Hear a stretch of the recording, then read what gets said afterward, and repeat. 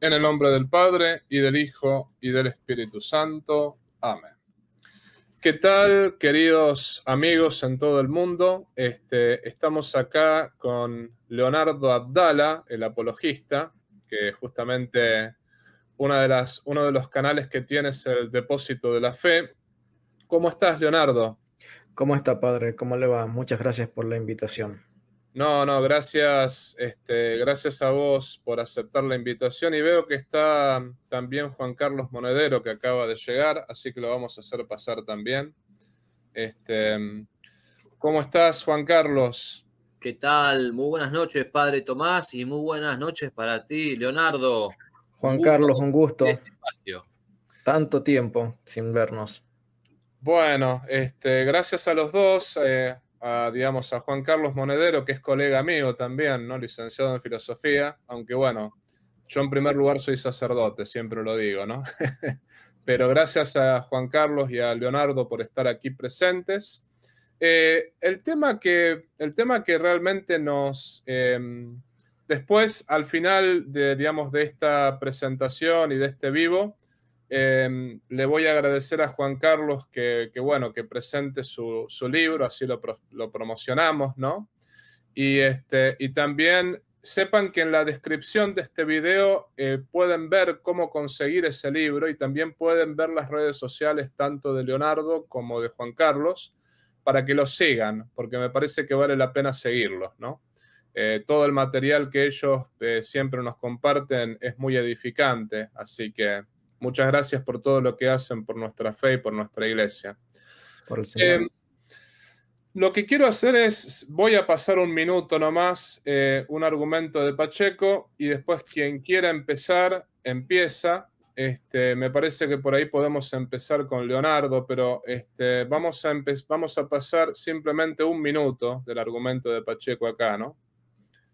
Yo estoy acá para defender el asunto de la sola escritura. Voy a decir que la sola escritura puede ser defendida primero como doctrina, puede ser asumida como axioma o puede ser defendida de un silogismo como principio epistemológico. En este caso voy a decir que la sola escritura es ese principio que establece que ella misma es la única regla infalible y suficiente de fe y práctica, normando incluso a la iglesia que la recibe. No necesita ser autorizada por ningún magisterio porque es justo decir. Creo que acá es suficiente, ¿no? Me parece que no tenemos que seguir adelante, creo que acá está todo dicho. Así que, bueno, él dice que es la única regla infalible y prácticamente es la única manera de poder, digamos, tener algún criterio de infalibilidad, ¿no? Empecemos con vos, Leonardo. ¿Qué opinás de esto?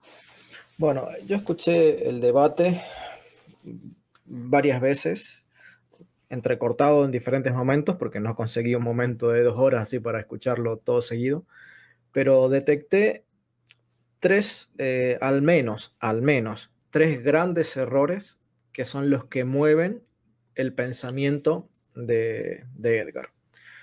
No quiero decir que sea una cuestión de falta de intelecto o de falta de conocimiento, ni nada que se le parezca, pero simplemente son errores de conceptos que son como puntos de partida equivocados, ¿sí? Es como agarrar un mapa al revés y sos lo más fiel que podés para tratar de seguirlo, pero el mapa está al revés. Entonces vas para el lado equivocado. Algo así es lo que pasa con el razonamiento de Edgar Pacheco. El primer error que él comete, que es para mí un error fatal, es tirarse un tiro en el pie, es decir que es axiomático. ¿Sí? Que la sola escritura es axiomática. Nada se cree que sea axiomático. Nada se cree que sea axiomática en la fe católica. Axiomático significa, y ustedes lo saben mucho mejor porque son filósofos o tienen un background filosófico, significa que no puede ser probado. Se lo cree porque se lo cree. ¿Sí? Es como el ABC, 1 más 1 igual a 2. ¿Sí? Partimos de esa base, ¿sí? Y sobre esa base se construye todo lo demás. Pero si él dice que la doctrina de la sola escritura es axiomática, bueno, buena suerte tratando de utilizar eso como argumento en sus predicaciones del domingo. ¿Sí? Pero ellos no hacen eso. Ellos tratan de darle un fundamento bíblico, tratan de darle un fundamento haciendo creer que los padres de la iglesia creyeron eso, tratan de darle un razonamiento lógico y mediante silogismos epistemológicos y todo un montón de otras palabras que utilizó para confundir al auditorio, pero la realidad es que parte de algo que es un concepto que según él no puede demostrar. Entonces, para mí es un error presentarse a un debate a tratar de demostrar algo que por definición él cataloga como axiomático. Partimos mal. Segundo, el segundo error que comete, posiblemente todavía más grave, y este sí que me preocupa, es confundir lo que es palabra de Dios. Porque está la palabra de Dios como el verbo eterno que está fuera de la creación, que no depende de la creación, que existe desde siempre y por siempre, ¿sí? Y que el verbo como palabra de Dios, como expresión de la voz de Dios, él sí es no contingente, según en los términos que utilizó Edgar. Les refresco lo que él utilizó. Decía que la palabra de Dios no es contingente y por tanto no depende de nadie y por tanto hereda todos los atributos prácticamente de infalibilidad de Dios porque es la misma expresión de Dios, ¿sí? Y él decía que la voz del Papa o la voz de la Iglesia, por ser contingente, es decir, que dependen de otras cosas para existir en sí mismos, entonces están sujetos a errores, están sujetos a interpretación, están sujetos a dependencias cronológicas y un montón de otras cosas que hacen que no puedan de por sí mismas ser inerrantes en lo absoluto o absolutamente inerrantes. Entonces, ¿dónde está el problema en el razonamiento? Que después lleva a un montón de conclusiones erradas. El problema es que él está confundiendo al verbo eterno, palabra eterna, que es Jesucristo, que eso sí es no contingente, con la expresión limitada, acotada al tiempo y al espacio, que es la escritura concreta de una carta, en particular de la escritura. La escritura, luego, puede contener múltiples cartas, múltiples escritos de profetas, pero cada uno como unidad individual son expresiones temporales de un escrito que depende de quien lo escribió para existir. Es decir, el Evangelio de Mateo se le dice de Mateo, no es el Evangelio de Dios, porque no lo escribió Dios, lo escribe Mateo. Dios inspira y por eso creer que, o sea, pusimos un ejemplo en el video que hicimos con usted, padre, en mi canal, cuando hablamos de que el único ejemplo que tenemos de donde la palabra de Dios escrita procedió directamente de Dios fue Moisés con los 10 mandamientos. Y aún así hay que tener la salvedad de que el pueblo no lo vio a Moisés, no lo vio a Dios escribir las tablas de los 10 mandamientos. Recibió los 10 mandamientos de las manos de Moisés y fue por creerle a Moisés que creyeron que Dios había escrito los 10 mandamientos. Pero es el único ejemplo que tenemos en la Biblia en donde no hay un proceso de inspiración, por así decirlo, para que algo se pueda escribir y que haya sido directamente escrito por la mano de Dios, ¿sí?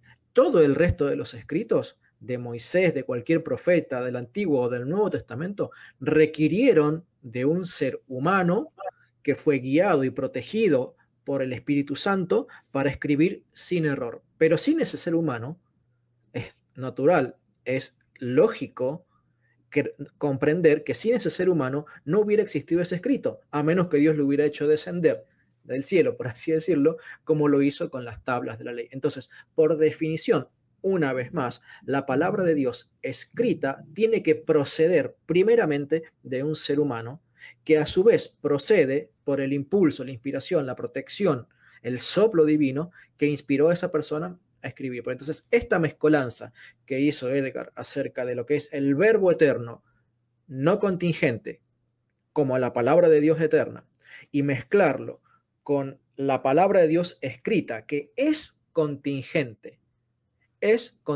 y por tanto depende de alguien más para existir, y ese alguien más es en primer lugar su autor, en segundo lugar la iglesia, porque la iglesia enseñó a ese autor y porque la iglesia preservó el escrito de ese autor y porque fue la iglesia quien reconoció que ese escrito y no otro fue inspirado por Dios, porque no tendríamos un evangelio inspirado de Mateo si la iglesia no hubiera reconocido y Dios cuidara a la iglesia para reconocer que ese evangelio era inspirado. Entonces está la iglesia de por medio. Y al estar la iglesia de por medio, entonces el evangelio de Mateo, y así con cualquier otro libro, el evangelio de Mateo depende de, y por tanto es contingente. Y el argumento que presenta Edgar y todo lo que se desprende de su argumentación termina siendo errónea. ¿Pero por qué? Porque parte de una presuposición equivocada. Y el tercer gran problema, y esto es como una especie de común denominador que atraviesa todos los debates, y en este caso se ocurrió lo mismo, y es lo que hablaba hace unos minutos atrás con el padre. Hay un problema que tiene que ver con la homilética. La homilética es el arte, perdón, no con la homilética, sino con la hermenéutica, que es el arte de exponer y explicar e interpretar la escritura. ¿Sí? Más que exponer es interpretar la escritura. Entonces, partimos de bases diferentes, padres, porque nosotros, los católicos, somos apostólicos. Los protestantes se llaman a sí mismos bíblicos y tenemos dos sistemas de interpretación, pero completamente opuestos.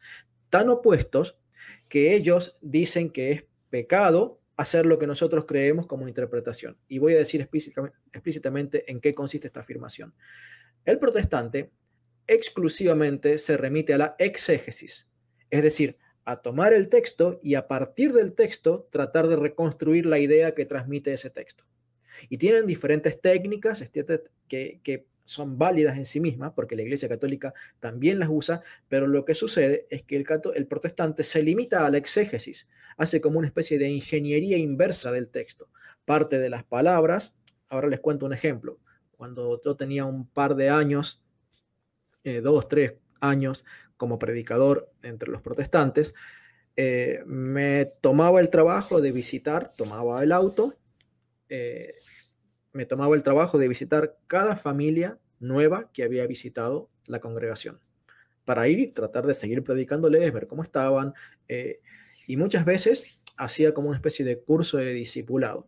Y para hacer ese curso de discipulado, tan convencido estaba de la doctrina de sola escritura, que me tomé el trabajo de estudiar varios libros y componer una especie de folleto sobre cómo interpretar la Biblia. Y en ese folleto, que tendría unas 10, 15 carillas, que fue mi primer escrito, lo que hacíamos era explicar que para entender la Biblia, lo primero que había que hacer era entender las palabras en su sentido natural. ¿Sí? Mirar el versículo y tratar de entender las palabras en su sentido natural. Luego tratábamos de mirar el contexto general de la frase del versículo. Luego ampliábamos un poquito más el contexto y tratábamos de mirar el capítulo en donde se encontraba insertado ese versículo para tratar de entender ese versículo. Luego tomábamos el contexto, tomábamos la carta en general, porque la carta en general podía proveer información sobre lo que decía o quería transmitir ese versículo. Luego agarrábamos y decíamos, bueno, tenemos que entender el contexto general de la Biblia, qué es lo que dicen otras cartas de la Biblia, otros escritos de la Biblia, para comparar versículo con versículo, entonces llegar a una conclusión de qué es lo que está queriendo decirnos el versículo que en concreto estamos estudiando.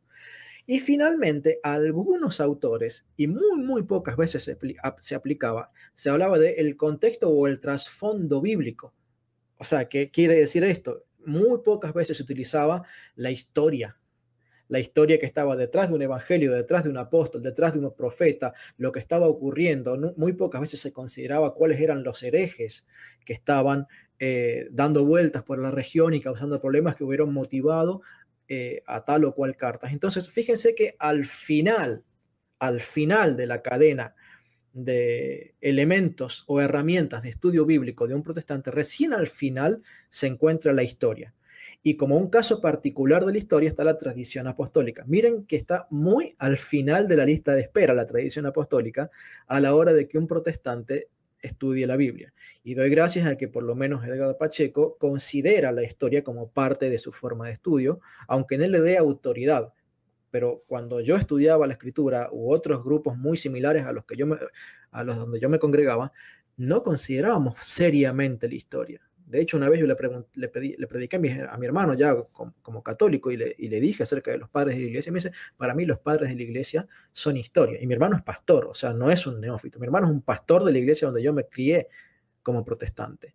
Entonces, hasta ese punto está el hecho de que la historia, los padres de la iglesia, la opinión de los primeros cristianos, el contexto o el trasfondo bíblico o la tradición apostólica tienen nula o muy poca influencia en cómo un protestante entiende la Biblia. Mientras que nosotros los católicos hacemos lo que ellos llaman eisegesis, ¿sí? Partimos de lo que nos enseñaron los apóstoles, porque nosotros somos apostólicos, ¿sí? Y como somos apostólicos, incluimos lo bíblico, pero no nos limitamos a lo bíblico. Entonces, partimos de la interpretación que nos han transmitido los apóstoles, como dice Gálatas 1:8 al 9, ¿no? Si alguno predica un evangelio diferente del que les hemos transmitido o del que ha recibido, fíjense, ¿no?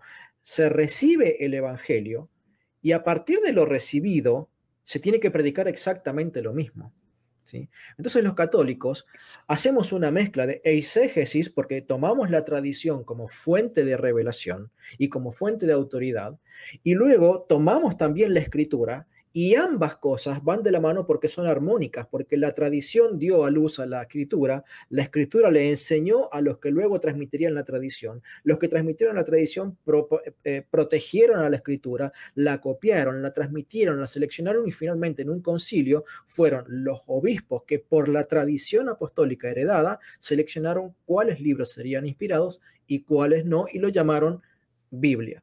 Así que esa diferencia fundamental entre que el protestante hace en un 90% y a un porcentaje aún mayor solamente exégesis, descartando la tradición apostólica que enmarcaríamos en el contexto de lo que ellos llaman eisegesis, ¿sí? Nosotros los católicos hacemos al revés. Partimos de la tradición apostólica y con lo que nos ha enseñado la tradición apostólica, que se basa en la escritura también, ¿sí? Entonces agarramos los versículos y los entendemos a la luz de la tradición apostólica, no a la luz de una ingeniería inversa que es tan random, que ha sido capaz, tan random o aleatoria, hablando en el español, que ha sido capaz de producir 50.000, 60.000, 100.000 denominaciones diferentes en unas pocas décadas de años. ¿Sí? Sí, ¿quiere decir algo, padre? No. Pensé que habías terminado, continúa nomás. No,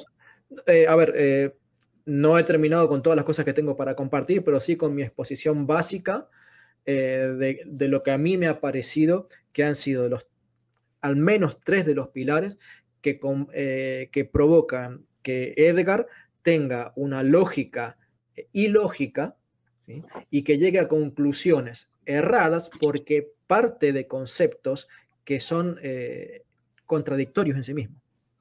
Muchas gracias por la exposición, Leonardo. Antes de dar mi opinión, le voy a dar la palabra acá a Juan Carlos Monedero. Daisy Forever, te voy a pedir un favor. A este Álvaro Lemos, bloquéenlo, porque me parece que no es esa la actitud que se tiene que tener en el chat. O sea, no me parece, ¿no? O sea, estamos tratando de buscar la verdad acá, ¿no? No estamos tratando de invitar a debatir a nadie. No te vamos a dar fama, amigo. Así que vete nomás. Adelante, Juan Carlos. Muchas gracias por la invitación. Aprovecho para saludarlos de nuevo a ambos y aclarar que el error del horario fue responsabilidad mía, ¿sí? Padre, lo aclaro eso, fue un tema del que me hago cargo yo, ¿sí? Eso primero que nada. Sobre el debate, algunas pinceladas. Primero que nada, es más fácil atacar y es más cómodo atacar que defender. Eso vale para cualquier debate.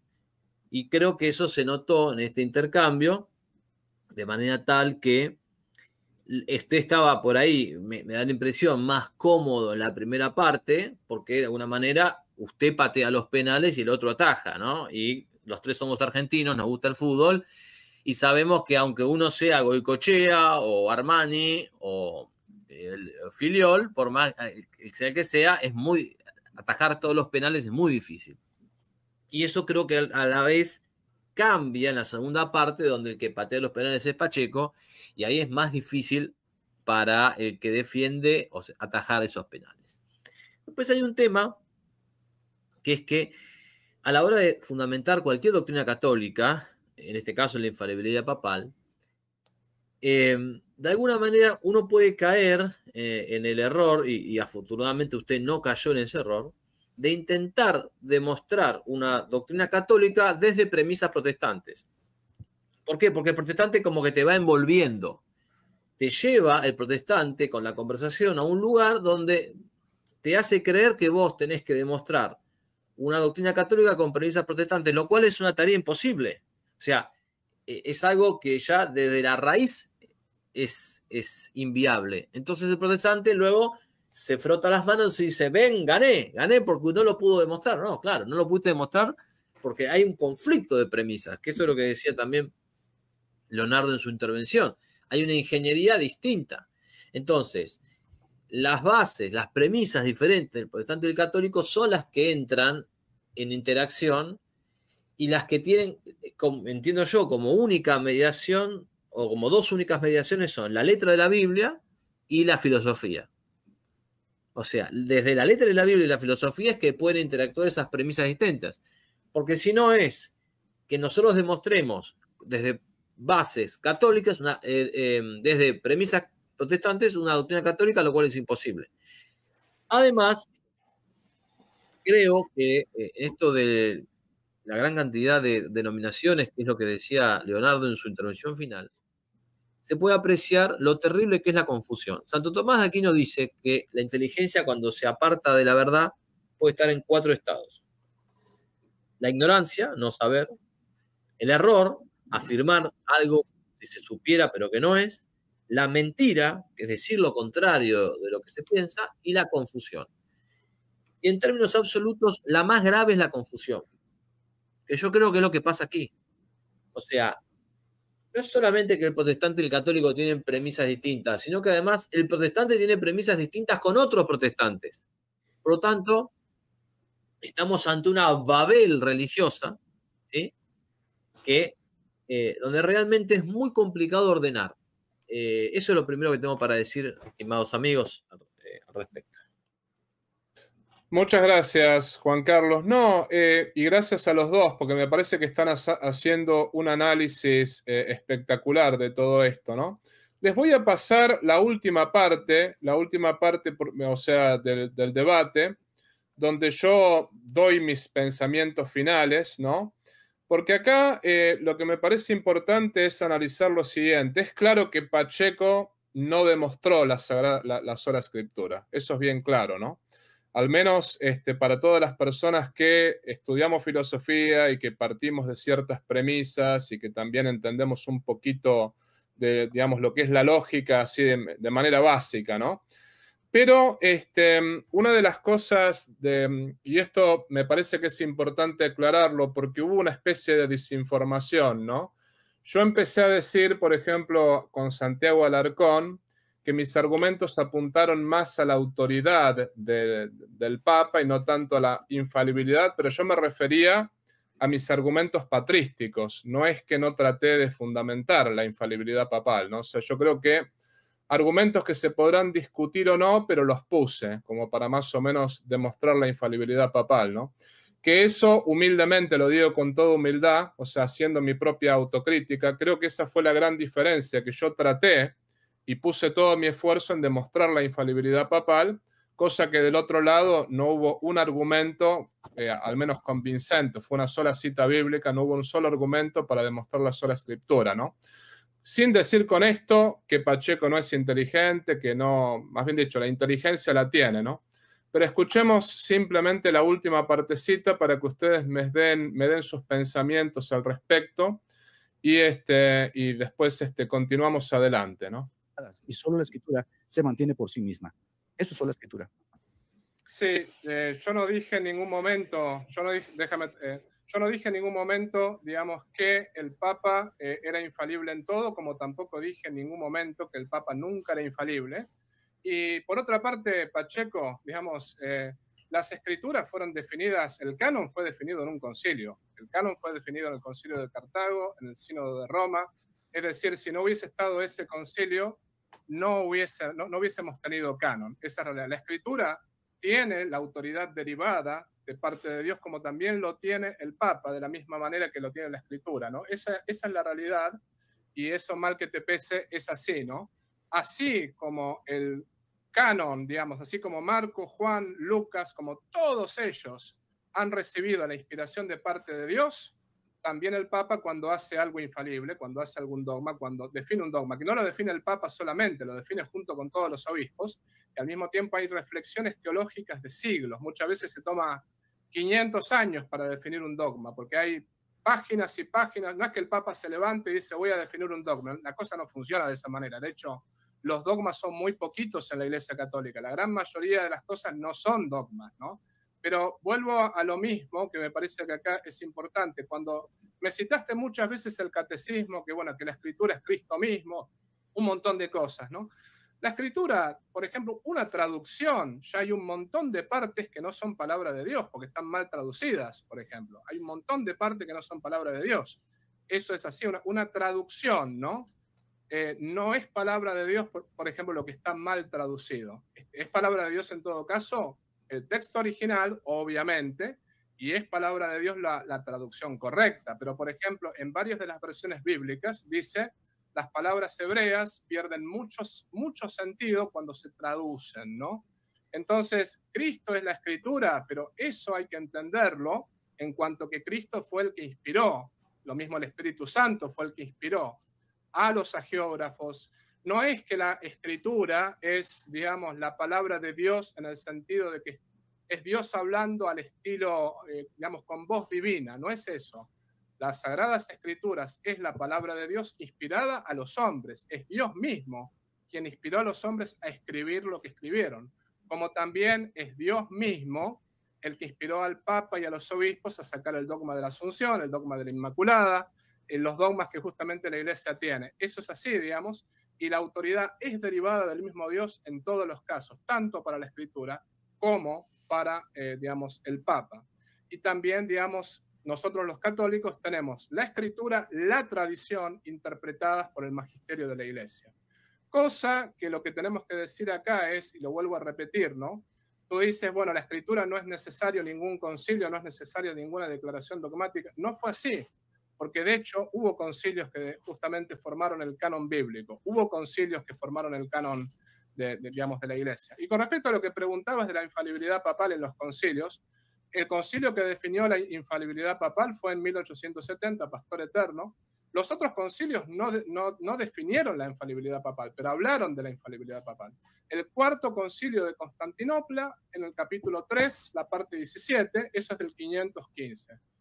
Lo puedes buscar si quieres. Lo mismo, está el concilio de León en 1274, está el concilio de Trento, que mencionaron el tema de la infalibilidad papal. No lo declararon dogma, porque hasta ese momento no se había atacado esa verdad, pero siempre la Iglesia ha creído en todo esto.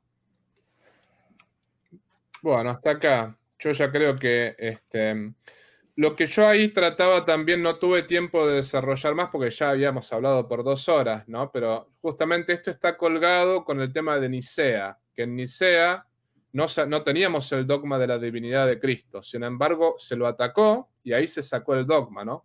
Hay una reflexión teológica por muchos siglos que llega a la conclusión del dogma de la infalibilidad, ¿no?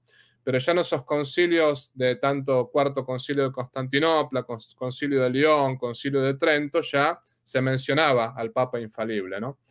Pero bueno, ¿qué opinan de todo esto? O sea, son las únicas 2 partes que voy a pasar, a menos que quieran ver alguna otra, después ahora conversemos, ¿no? ¿Qué opinan, digamos, de todo, de lo dicho al final? Por ejemplo, no sé, o puede empezar Leonardo o puede empezar Juan Carlos de vuelta. Leonardo, no sé si querés empezar vos. Bueno, sí, usted me había pedido que añadiera un poco de contexto patrístico a toda esta discusión. Creo que uno de los desafíos que tiene el católico en cuanto a este tema en particular es hacer la trazabilidad de la doctrina de la infalibilidad papal. Recién le mostraba que filosofía, hermenéutica, exégesis, tradición, palabra de Dios, son todos conceptos distintos, pero se relacionan mucho. En cuanto al tema de la infalibilidad papal, también hay muchos otros conceptos que sí son mucho más fáciles de demostrar, que son los que desembocan en la doctrina de la infalibilidad papal. La doctrina de la infalibilidad papal es una consecuencia de, así como no existe la palabra Trinidad en la Sagrada Escritura, pero es un término que se utilizó para llamarle a la doctrina que explicita que Cristo es Dios, que el Espíritu Santo es Dios y que el Padre es Dios. La Escritura lo afirma por separado. Se puede demostrar que el Padre es Dios, que eso es lo que nadie discute, se puede demostrar que Cristo es Dios, se puede demostrar que el Espíritu Santo es Dios, pero no hay una doctrina que diga, bueno, entonces si los tres son Dios y tenemos un solo Dios, entonces tenemos una triunidad y vamos a llamarla Trinidad.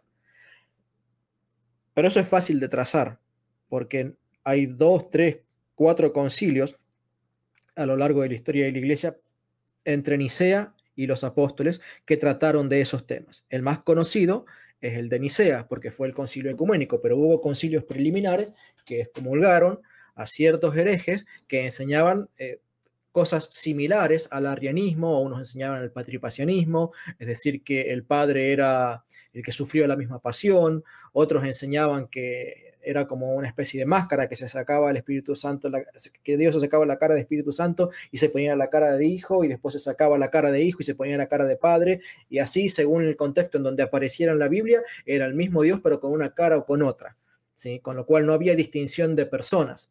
Otros hacían distinción de personas, pero no de sustancia, o sea, pero todo eso fue declarado y tratado en diferentes concilios previos al concilio de Nicea. Pero como el tema no se resolvió y el arrianismo elevó la vara el nivel de problemática que estaba trayendo esta doctrina a un nivel muy, muy, muy superior, entonces la Iglesia hizo un concilio ecuménico o universal, ¿sí? De todos los obispos.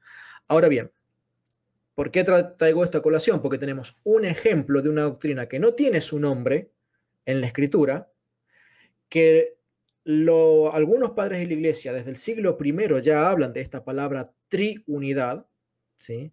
Y se va popularizando y es finalmente el término que no inventa el concilio de Nicea, pero se lo apropia como el que consideraron que el mejor término que agrupaba de mejor manera o que explicaba de mejor manera la esencia de Dios era hablar de una triunidad, ¿sí?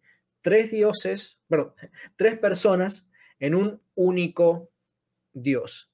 Tres personas, una única sustancia. Y lo que estoy queriendo decir es cómo que un término que fue acuñado de forma inicial por algunos padres de la Iglesia, particularmente San Dionisio de Areopagita, el primer obispo de la Iglesia de Atenas, discípulo del apóstol San Pablo, ¿sí? El que se convierte allí en el Areópago. Bueno, él fue el que, hasta donde tengo entendido, hasta donde he podido leer, fue el primero en utilizar el término Trinidad o Triunidad. Y su teología influencia de tal manera en los demás obispos que va creciendo ese concepto, va creciendo, se va haciendo cada vez más popular, y el concilio de Nicea lo adopta para sí, para ponerlo finalmente como un dogma. Con el tema de la infalibilidad papal es un poco más difícil porque es un proceso mucho más largo, porque el dogma se oficializa ya siglos, en el siglo XIX, ¿sí? Pero como bien dijo el padre, citó, ¿me repite los concilios que citó? Sí, cité el cuarto concilio de Constantinopla en el 515, después el concilio de Lyon en 1274, concilio de Trento, que por ejemplo ahí se muestra que por 1500 años antes del dogma de la infalibilidad se mencionó la infalibilidad papal, ¿no? Y más que nada mi argumento era justamente como lo de Nicea, ¿no? Bueno, lo mismo que dijimos de Nicea, la Trinidad, los dogmas se fueron sacando no porque la gente no creía en ellos, sino porque justamente surgieron herejes que los fueron atacando, ¿no? Bien, permítame añadir un par más. Luego quiero ir a las citas de los padres de la Iglesia, pero quiero complementar un poco más esto que usted bien dijo, para que tengamos una lista un poquito más larga de concilios que hablaron conceptos que van de a poco sumando su granito de arena para que la Iglesia a lo largo de las décadas vaya comprendiendo y desarrollando esta doctrina. El concilio de Calcedonia, por ejemplo, en el año 451, cuando cierra el concilio, dice esta frase, hablando del tema del monofisismo: Pedro ha hablado por la boca de León. San León Magno. ¿Sí? Entonces, ¿qué significa eso? Que la iglesia ya cree, ¿sí? Ya cree, y cuando hablamos de que lo cree en un concilio o de algo de que se habla en el concilio, nadie en un concilio tira una frase rimbombante, nueva, que cause ruido en el resto de los obispos. Lo que se hace en un concilio es hablar de lo que ya se cree, de lo que todos más o menos conocen. Algunos pueden disentir un poco, pero todos creían en lo que enseña la Iglesia Católica, que Mateo 16, 18 es una promesa no solamente para Pedro, sino para sus sucesores. Y por eso el concilio de forma oficial dice en su cierre, Pedro habló por boca del Papa León. Me olvidé de decir, San León Magno era Papa. ¿Sí? Pedro habló por boca de León. Y esto, si bien no menciona la infalibilidad, habla de alguien que en el cielo ya no puede pecar. Porque Pedro en el cielo no puede pecar. Y si la iglesia creyó esa frase, es porque evidentemente todavía cree no en la inspiración de Pedro, sino que en los concilios de la Iglesia Católica ocurren cosas que no ocurren en la charla que yo puedo tener con un vecino. Pedro no habla por boca de Leonardo o por boca del padre Veroc o por boca del licenciado Monedero en una conversación cotidiana. No se puede afirmar eso de que yo hablé por boca de Pedro o Pedro habló por boca mía en lo que yo digo en un video. Pero ¿por qué no le tiraron un ladrillazo a quien dijo eso en un concilio? ¿Y por qué forma parte de la proclama oficial de la iglesia? Porque realmente la iglesia cree, ya para ese entonces, y mucho antes también, que Pedro es el que origina, el que guía y cuida, junto al Espíritu Santo, para hablar por boca de los papas en los concilios. Luego tenemos, por ejemplo, el concilio de Sárdica, que no fue un concilio ecuménico, pero es un concilio muy citado, que es Sárdica está en Bulgaria, en la actual Bulgaria, en el año 343. Y este concilio le concede al Papa Julio I el derecho de revisar las decisiones episcopales. Y es citado por los católicos como una afirmación temprana de la apelación al Papa. Esto no habla explícitamente de la infalibilidad papal, pero nos va mostrando el desarrollo de una doctrina que le va concediendo al Papa porque confía que el Papa tiene la autoridad, la protección para poder tomar decisiones que están por encima, en este caso, de las decisiones episcopales. Ya lo venían haciendo de antes, pero ahora se les concede de forma oficial en un concilio.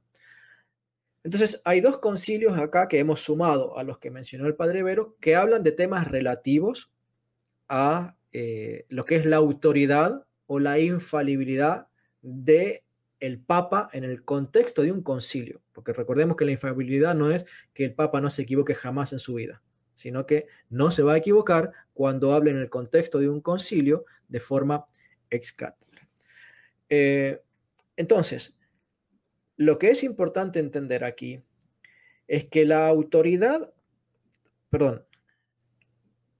concesión de la infalibilidad al Papa es una consecuencia de lo que ocurre en el concilio. Es decir, no es que la iglesia creyera que los concilios se pueden equivocar, pero el Papa está ahí para agarrar y decirle: paren la moto, muchachos, todos están equivocados. Acá yo soy el que tengo la verdad. ¿Sí? No es el Papa el único garante, sino que el garante es el concilio y se desprende de que en el contexto del concilio el Papa ex cátedra es infalible. Pero si al Papa lo sacamos del contexto de un concilio, ¿sí?, reunidos con los obispos y en una declaración ex cátedra, el Papa ya no posee ese grado de infalibilidad. La iglesia no le concede eso de que palabra santa si lo dijo fuera de un concilio, con un micrófono, en una conversación cotidiana, en un sillón en la oficina del Vaticano.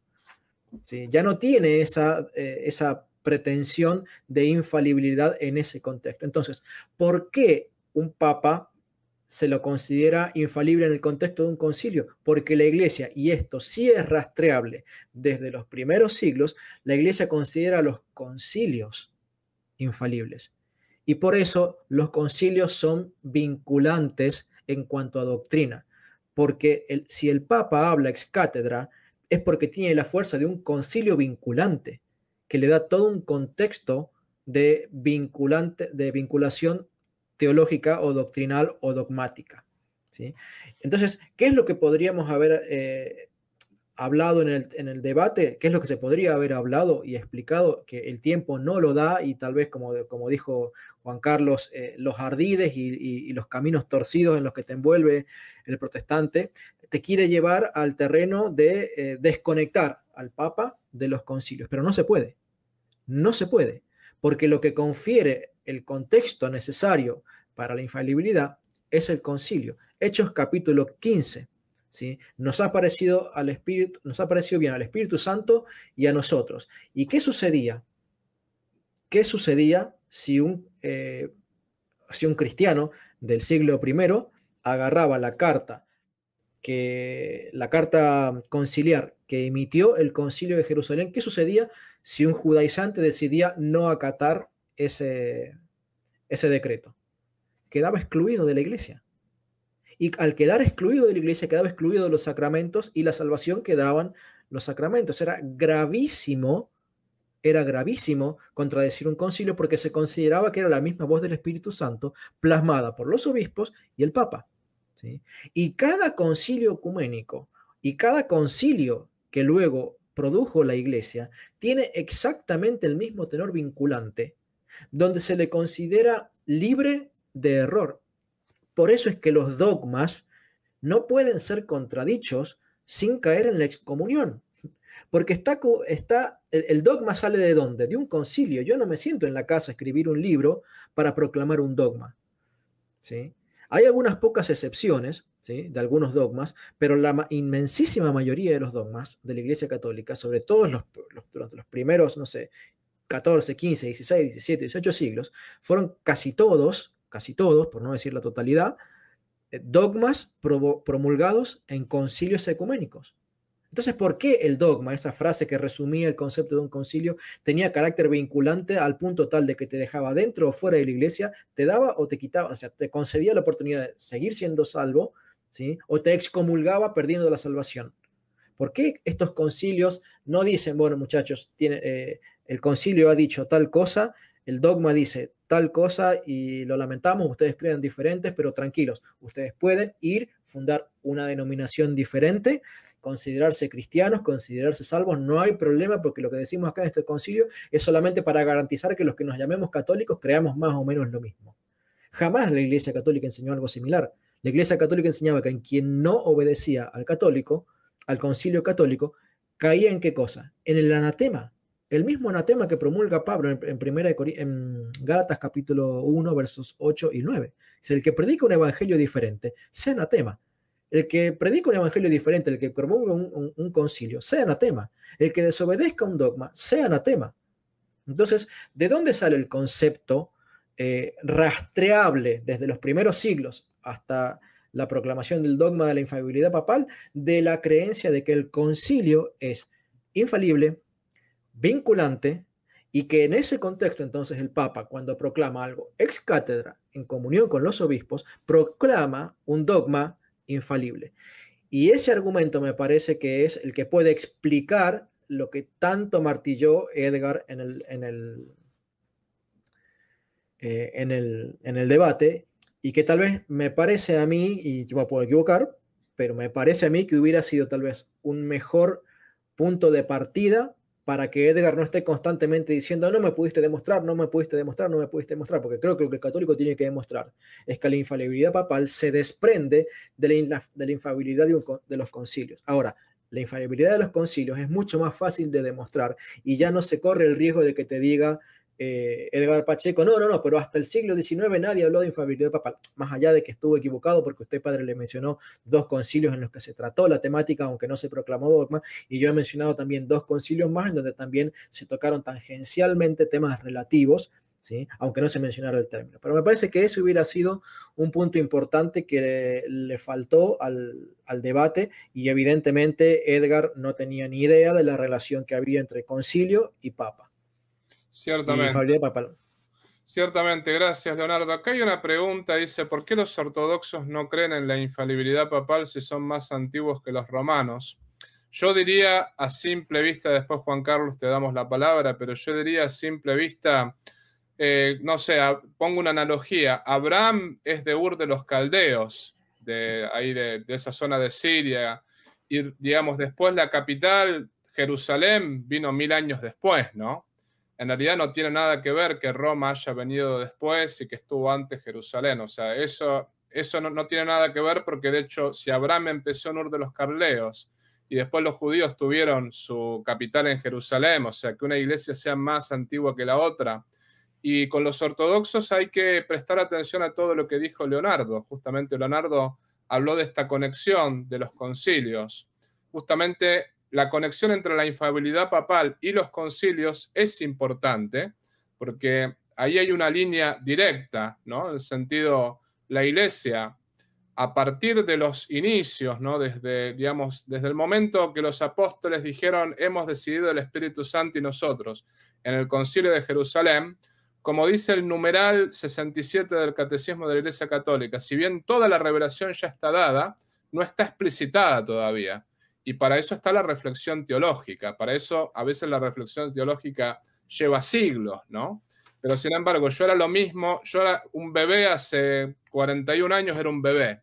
Y ahora soy un hombre grande, ya con mi estatura, que se me está cayendo el pelo, esto y lo otro. Bueno, eso es lo que sucede también con el dogma, de alguna manera. Leonardo, ¿querías decir algo? Sí, una cosita antes de darle. Está muy bueno el ejemplo, y además lo que usted dice de que Ul de los Caldeos precede a Jerusalén. Pensemos que los ortodoxos no surgen de Jerusalén, surgen de Constantinopla.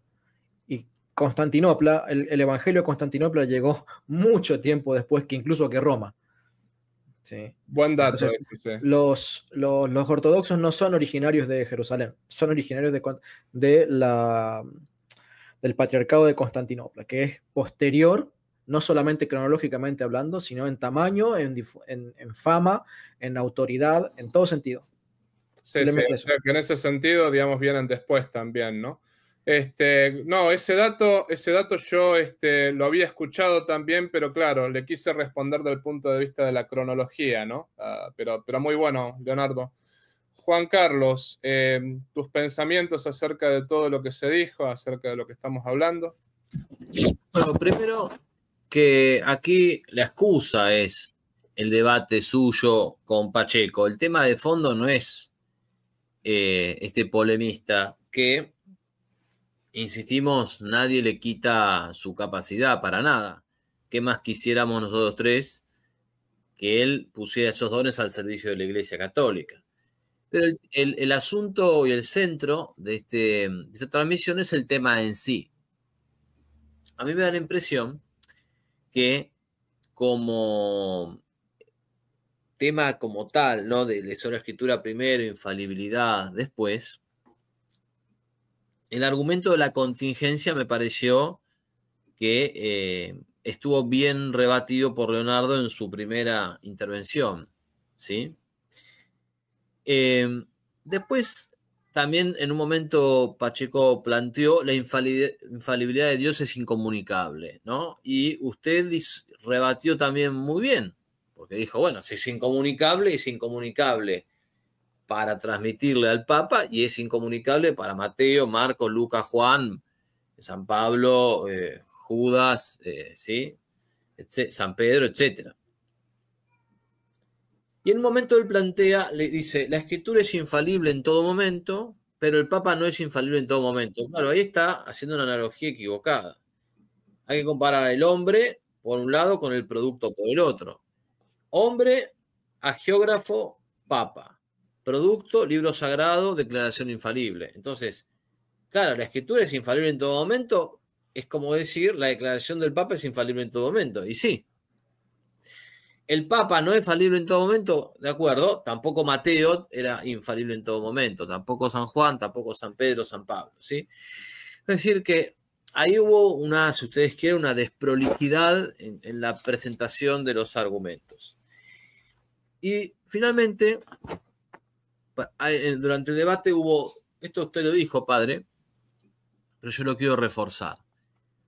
Una cosa es si la Iglesia siempre ha creído en la infalibilidad papal y otra cosa es cómo se demuestra teológicamente que el Papa es infalible. Son dos temas completamente distintos. El primer tema va a lo que decía hace rato Leonardo, que usó una expresión para mí excelente. Dijo la trazabilidad de esa doctrina. Claro, una cosa es la trazabilidad y otra cosa es si esa doctrina es correcta o no. Durante su debate, medio que los dos temas se superpusieron, se solaparon, y a veces se discutía uno y a veces se discutía otro, y son dos debates distintos. Y el otro punto que es clave, que esto creo que no se dijo en el debate, es que una cosa es de quién recibe la Biblia, la autoridad, que obviamente la recibe de Dios, y en eso estamos de acuerdo con los protestantes, y otra cosa es ¿cómo sabemos que la Biblia, cómo sabemos nosotros que la Biblia ha recibido esa autoridad de Dios? Es decir, no es la cuestión ontológica la que nos separa, porque los dos, protestantes y católicos, creemos que la Biblia es palabra de Dios. Es la cuestión gnoseológica. ¿Cómo sabemos que la Biblia es palabra de Dios? No lo sabemos por la Biblia misma, porque también el Corán dice, yo soy palabra de Dios. También yo puedo escribir un papel acá y poner, esto es palabra de Dios, ¿sí? Y ya está.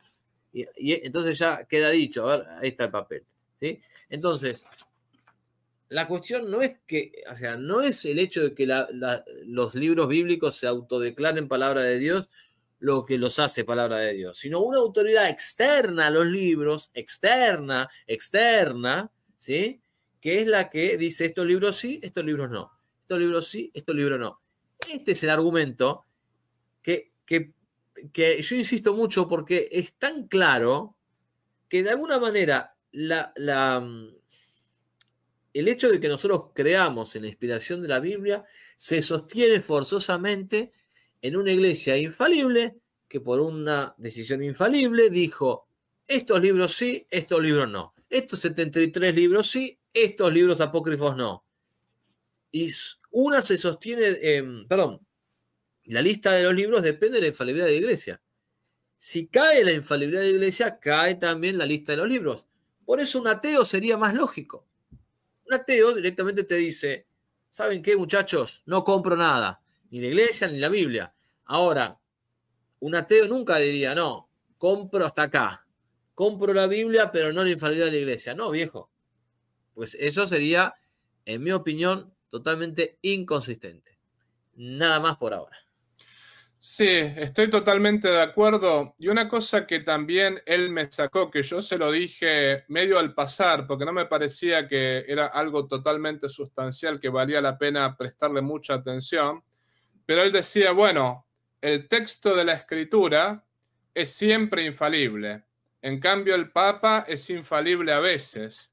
A lo cual yo le contesté muy rápidamente, le dije, la infalibilidad del Papa se encuentra en el texto declarado infalible y no en el Papa en cuanto tal. O sea, así como por ejemplo Marcos, Lucas, Juan, todos los evangelistas, los agiógrafos, ellos en el momento que escribieron lo que escribieron, ahí los inspiró el Espíritu Santo, eso es infalible.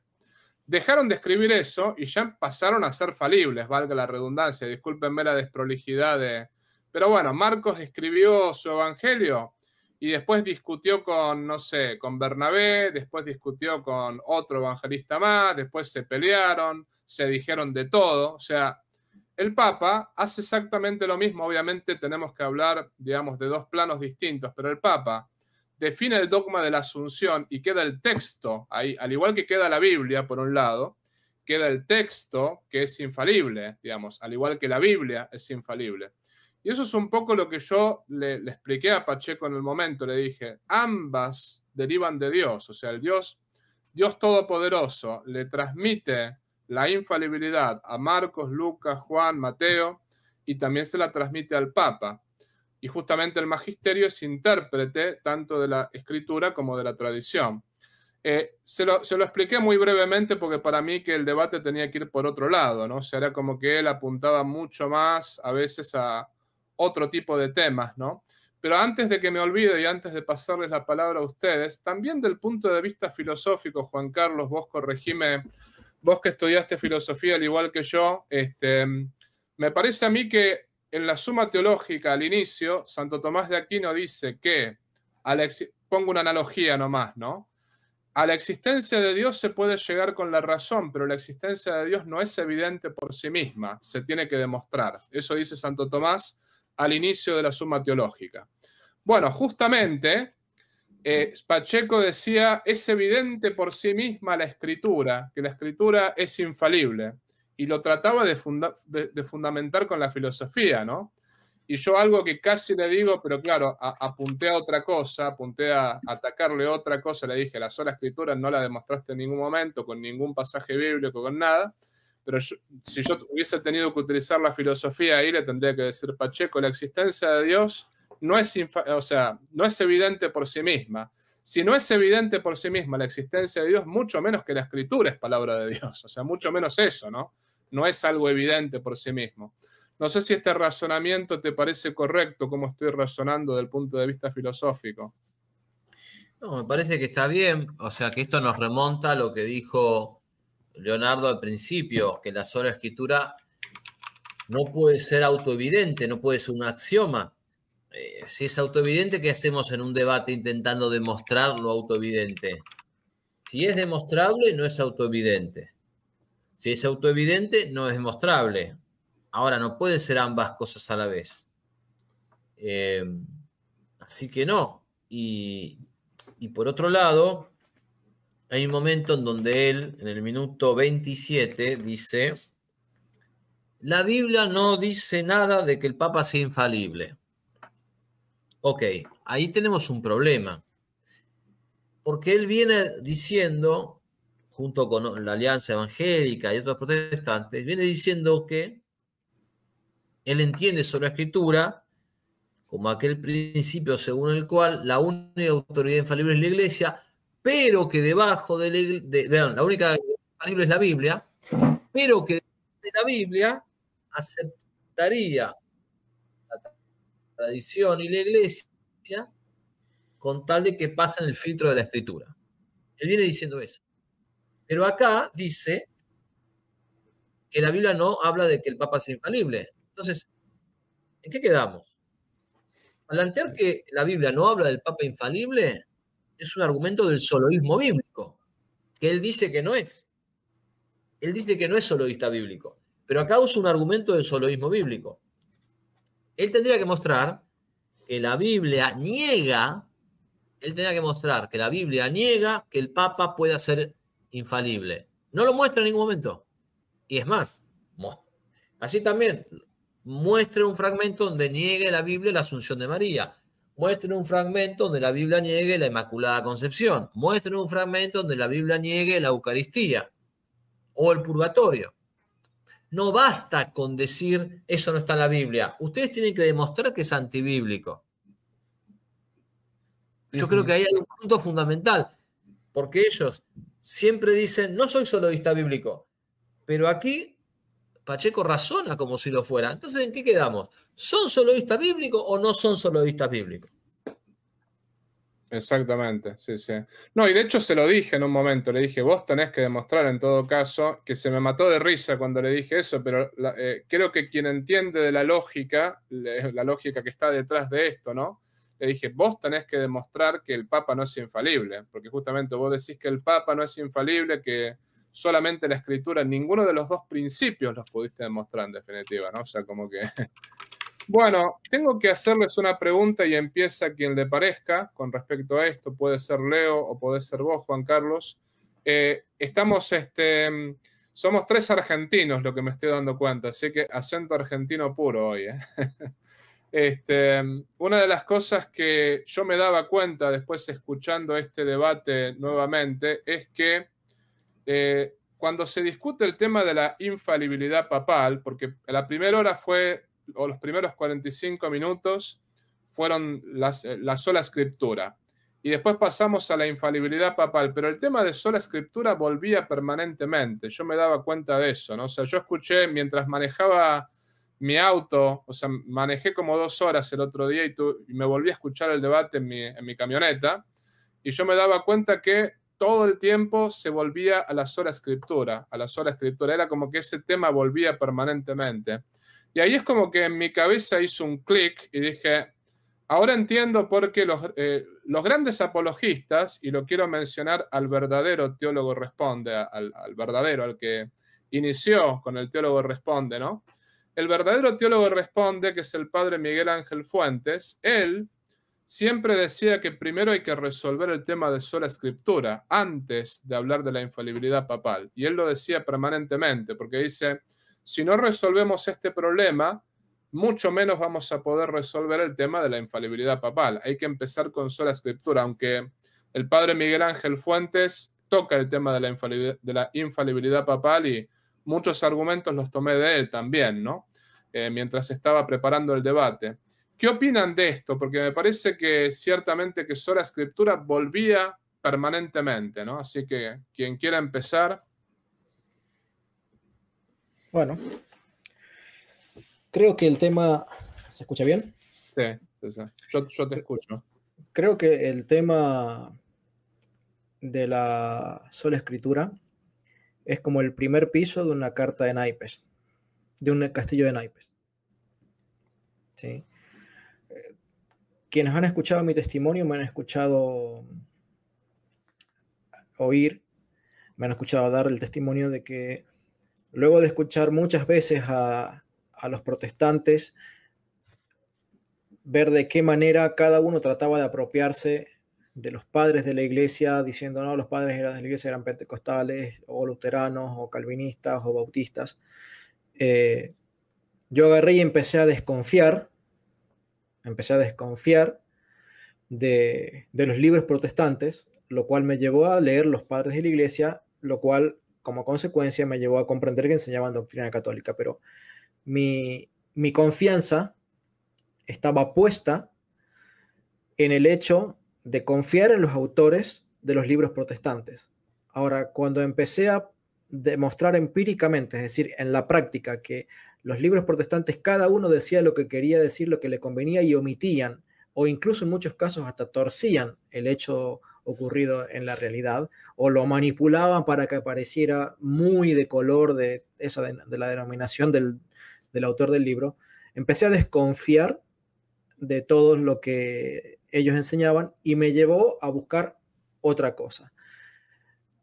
Cuando tenía unos tantos años menos en el protestantismo, yo tenía muchas dudas sobre la doctrina del doble rap, de la doble venida de Jesucristo. Como ex dispensacionalista, yo creía que Jesucristo iba a venir en secreto a llevarse a la iglesia, a resucitar a los muertos de la iglesia, llevárselos al cielo, y quedaba la tierra acá como terreno fértil y abonado para que el anticristo hiciera y deshiciera lo que quería por 7 años, y que después de esos 7 años Jesús iba a volver físicamente e iba a acabar con toda la impiedad para inaugurar el reino. Ese era el plan de los dispensacionalistas que yo creía, pero lo creí durante un tiempo, hasta que empezaba a leer libros y veía que carecían de un fundamento sólido, y que eran muchas suposiciones, y que había libros que empezaban a decir que eso lo habían recobrado allá en los 1800, y que la iglesia por 1800 años se había olvidado de esa doctrina.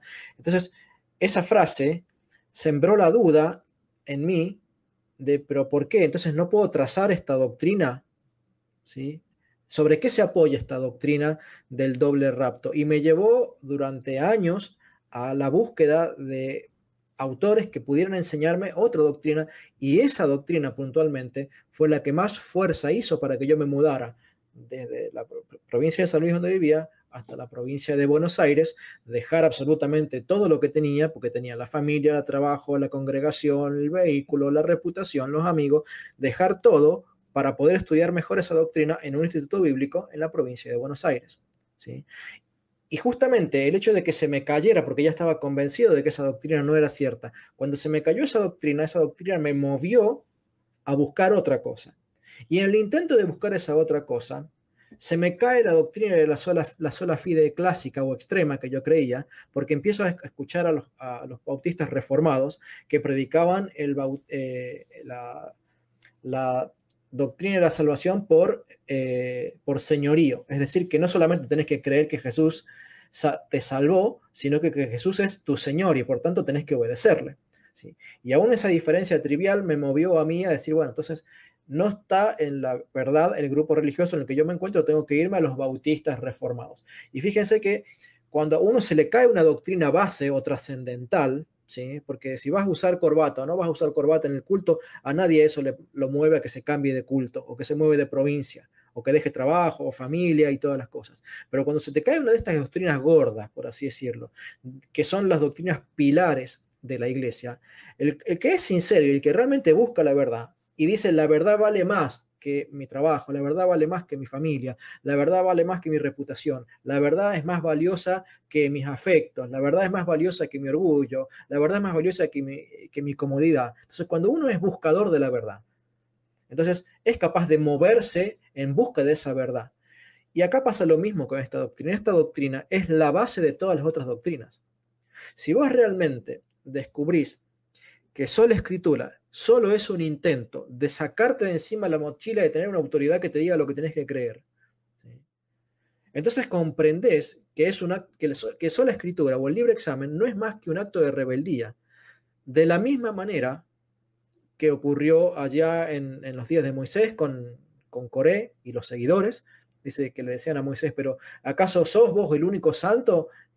Nosotros también somos santos, y quisieron hacer un cisma y la tierra se los tragó, o Dios hizo que la tierra se los tragara. Y pasaba lo mismo con los discípulos que querían desobedecer al apóstol Pablo, y Pablo le dice a Timoteo que estos que andaban enseñando que la resurrección ya había ocurrido y que andaban trastocando la fe de la iglesia, dice, eso es preciso mandarlos a callar.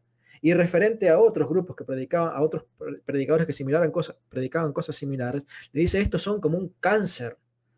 Si no los extirpás, si no los mandás a callar, van a contagiar ese cáncer al resto del cuerpo. Entonces, tan grave era esto de generar una división o de tener una opinión diferente, que Pablo dice, el que predica un evangelio diferente, reciba la maldición de Dios, la condenación de Dios, ¿sí? Pedro dice, el que interpreta la escritura de forma torcida, lo hace para su propia perdición.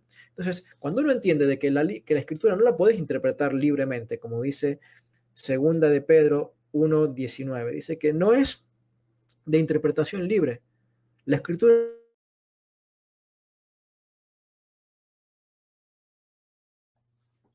Leonardo, te nos fuiste, ¿eh? Yo no a lo te que escucho. enseñó el apóstol Pablo, ¿sí? Perdón, al apóstol Pedro.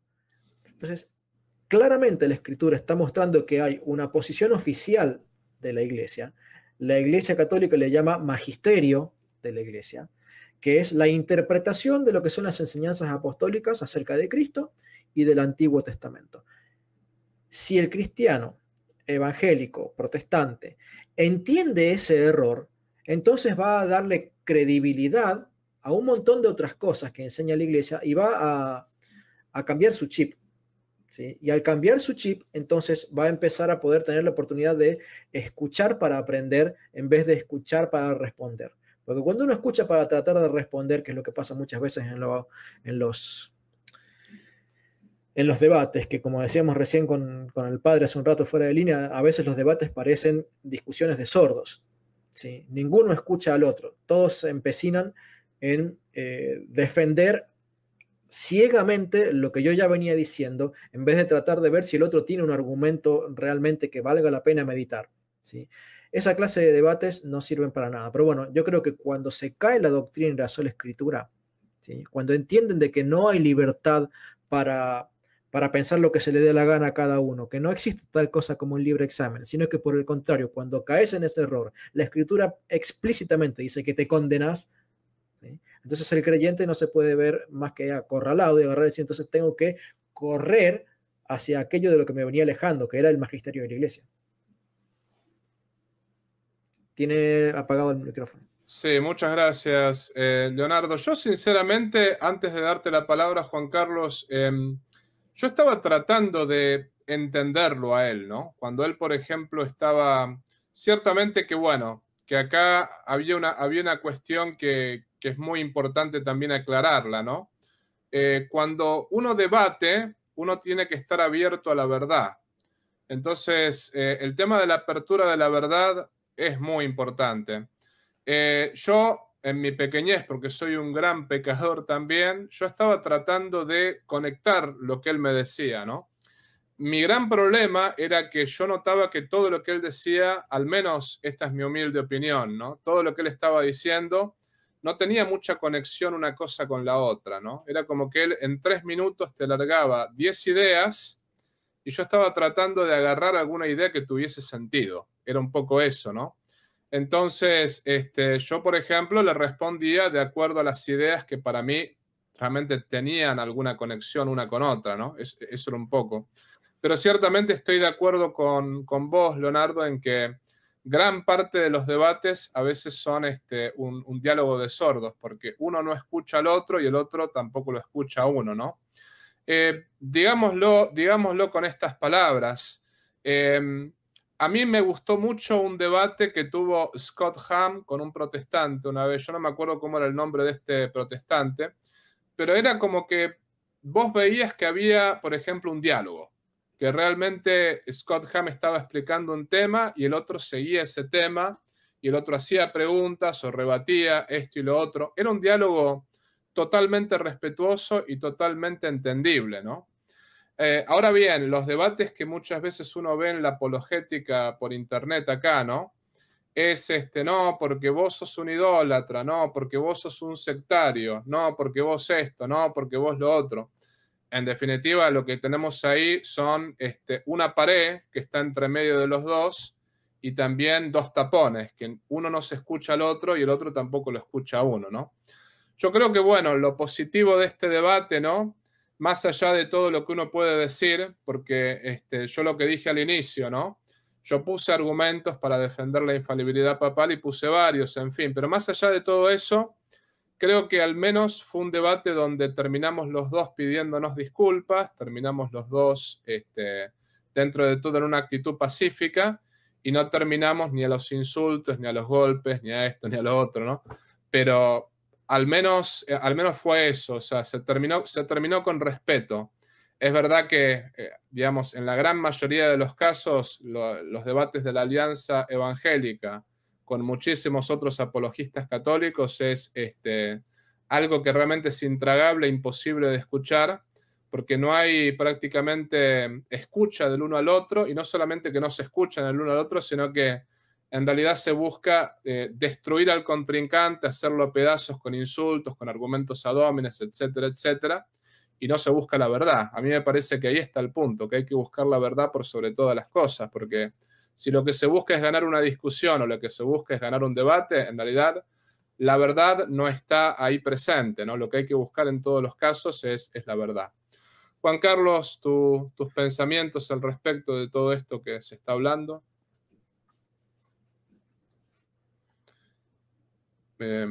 Estás, creo que silenciado, ¿no? Sí, pero creo que no nos escucha. Juan Carlos, ¿nos estás escuchando? Ahora sí, por un momento creo que no los escuché. Sí, te preguntaba respecto, los pensamientos sí. tuyos al respecto, sí. Al respecto, yo creo que, y esto va más allá del debate que usted tuvo con este polemista protestante, creo que objetivos distintos definen caminos distintos. Metas diferentes definen procedimientos diferentes. Cuando uno quiere demostrar la verdad, explica más, pronuncia las sentencias al final. La sentencia aparece como el resultado de un proceso de demostración. Trata de no calificar, porque la calificación lo que hace es empañar el proceso cognitivo.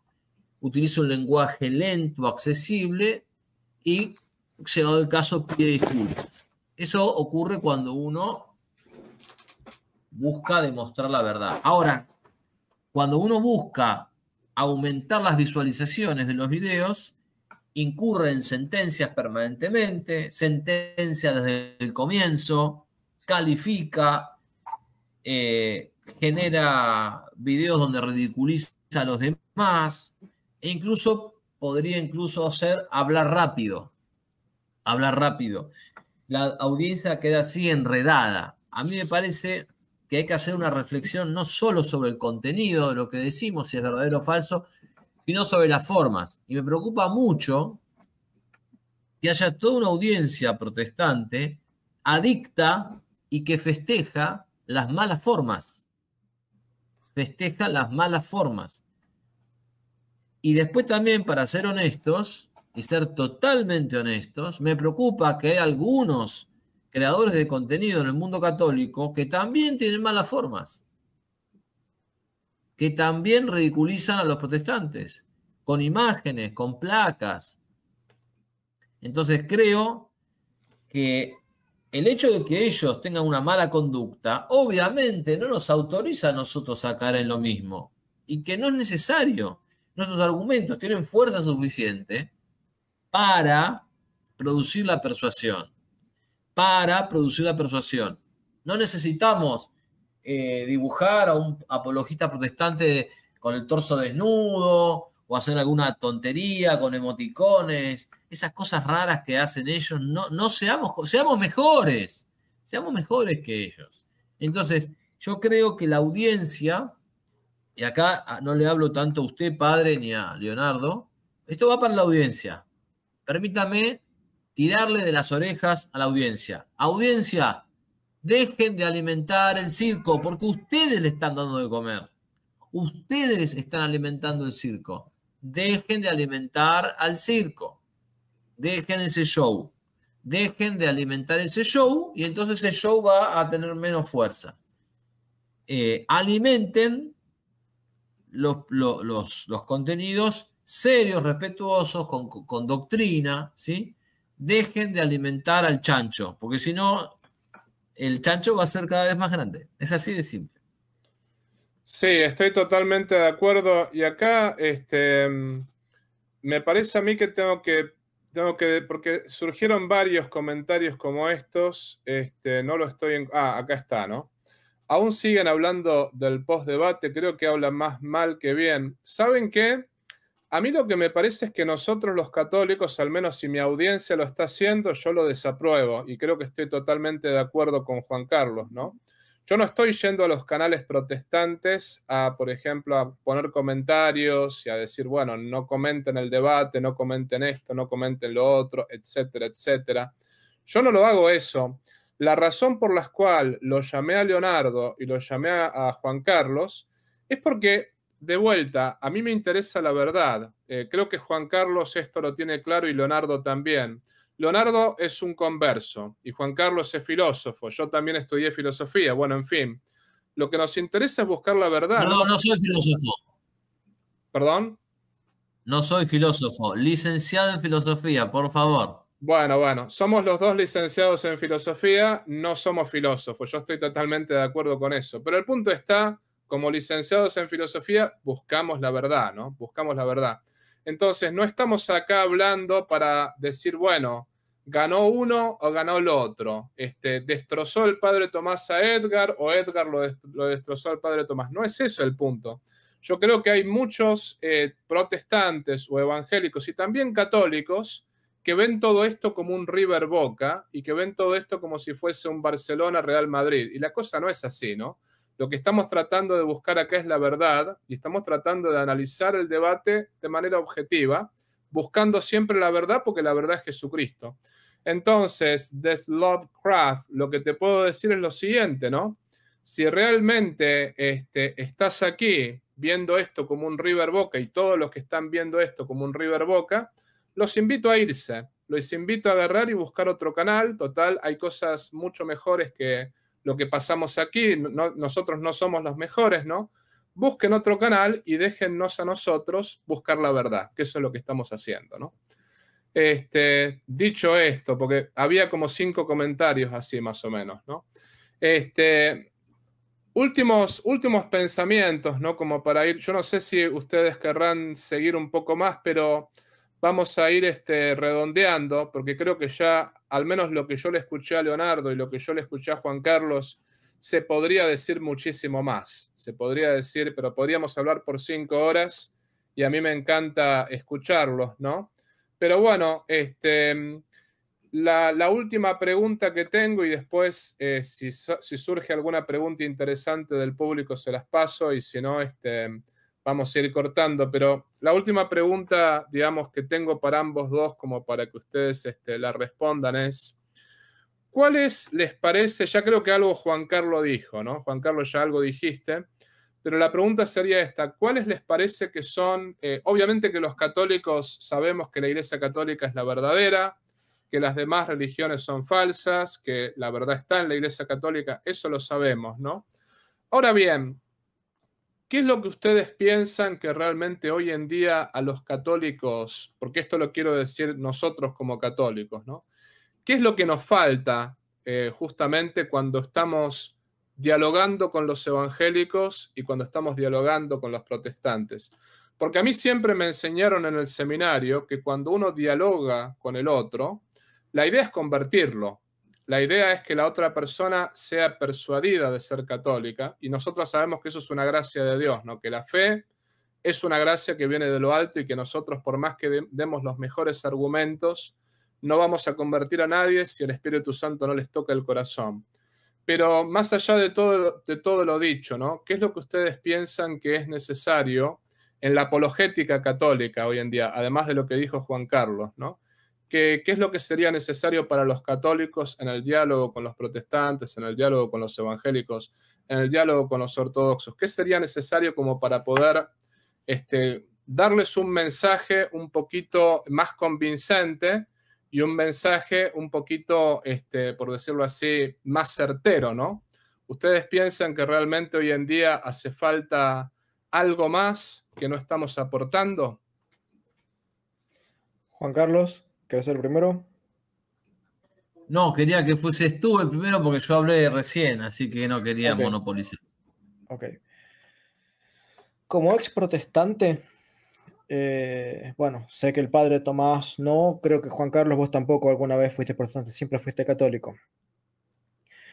Como ex protestante les puedo decir que el sentido restauracionista del protestante es lo que prima o guía todo su pensamiento. Y no en vano, no existe denominación protestante que en alguna manera, en alguna medida y en alguna fecha crea que la iglesia se corrompió y que por eso se sienten como en el derecho de decir hay que restaurar la iglesia original. Y ese pensamiento de y la iglesia católica se corrompió y los protestantes debemos restaurar esa iglesia original, es lo que el católico tiene que entender si quiere lograr convencer a los protestantes. A un protestante no lo vas a ver, puede ocurrir un milagro, como sé que algunos casos de la Virgen que se le apareció a algún pastor, o como ocurrieron algunos casos también en la antigüedad, que algún santo, de hecho tenemos casos bíblicos, miren hermanos, tenemos casos bíblicos, ¿sí? Cuando los santos resucitaron tras la muerte del Señor Jesucristo, que se le aparecieron a los judíos y los judíos se empezaron a convertir por todos lados. Ana Catarina de Emmerich da muchos relatos en sus visiones acerca de cómo estos santos resucitados iban predicando por todos lados, pero a mansalva se fueron convirtiendo porque los santos del Antiguo Testamento les predicaban. Dice la Escritura, párate en los caminos y pregunta por los senderos antiguos. Pregunta a los antepasados y ellos te dirán cuál es el camino a seguir. ¿Saben? Ese texto de los padres de la iglesia siempre lo utilizaron para justificar que los sermones, los escritos y los mensajes de la iglesia debían basarse en los escritos de los padres, ¿sí? Yo di permítanme un segundito, hice un video hace unas pocas horas, ayer, en el vivo de anoche, sobre San Vicente de Lérins. Quiero leerles lo que San Vicente de Lérins habla en su libro Conmonitorio. Él dice, dame un segundito.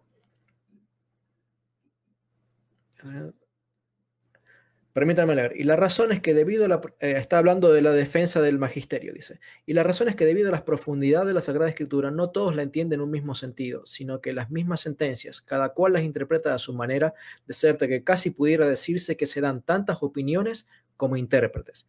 De una manera la exponen Novaciano, de otra Sabelio, de otra Donato, a su modo Arrio, Eunomio, Macedonio, como también por su cuenta Focio, Apolinar, Prisciliano, y de otra suerte Joviniano, Pelagio, Celestio, y a su manera finalmente Nestorio. Por lo cual es necesario de toda necesidad que a vueltas de tales encrucijadas del error sea el sentido católico y eclesiástico el que le señale la línea directriz en la interpretación de la doctrina profética y apostólica.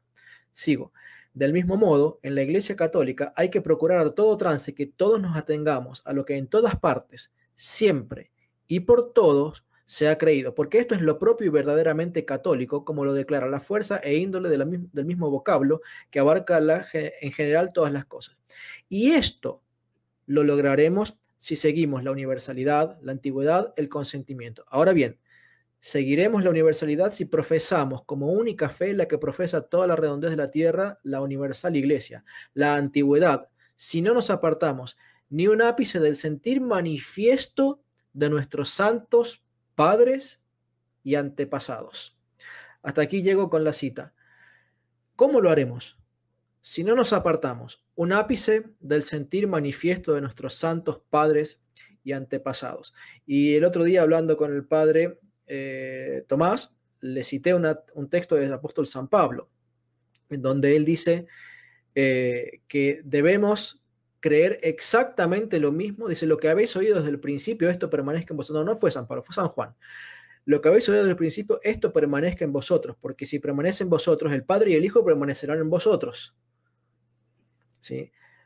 Hebreos 13:7 dice que acordaos de vuestros pastores que los hablaron el testimonio de la fe y considerar cuál fue el fin. No me acuerdo exactamente la cita, pero dice algo como acuérdense cuál fue la fe que ellos tuvieron y cuál fue el fin que ellos alcanzaron. ¿Sí? O sea, toda la Biblia y los padres de la iglesia nos llaman a volver a ese origen, y los católicos pienso que hoy conocen muy poco de los orígenes porque en los púlpitos católicos se ha dejado de predicar acerca de los orígenes. De hecho, está muy de moda la frase de, bueno, pero eso era de la tradición, eso ya está, no va más. Eso ya no va más, no vale más. ¿Sí? Eso es protestantismo, es un cristianismo desarraigado de sus raíces. Es una rama que va volando llevada por el viento, pero no es una rama que esté atada al árbol, unida a su raíz. ¿Sí? Es una pluma que va volando por el aire para donde se la quiera llevar el viento, pero esa pluma no está unida al ave a la que le pertenecía. ¿Sí? Entonces, yo creo que si unimos este concepto de la necesidad de la Iglesia Católica de volver a sus raíces y lo entendemos que justamente esa necesidad es la que están tratando equívocamente los protestantes de alcanzar, ¿sí? Creo que logramos formar una pareja.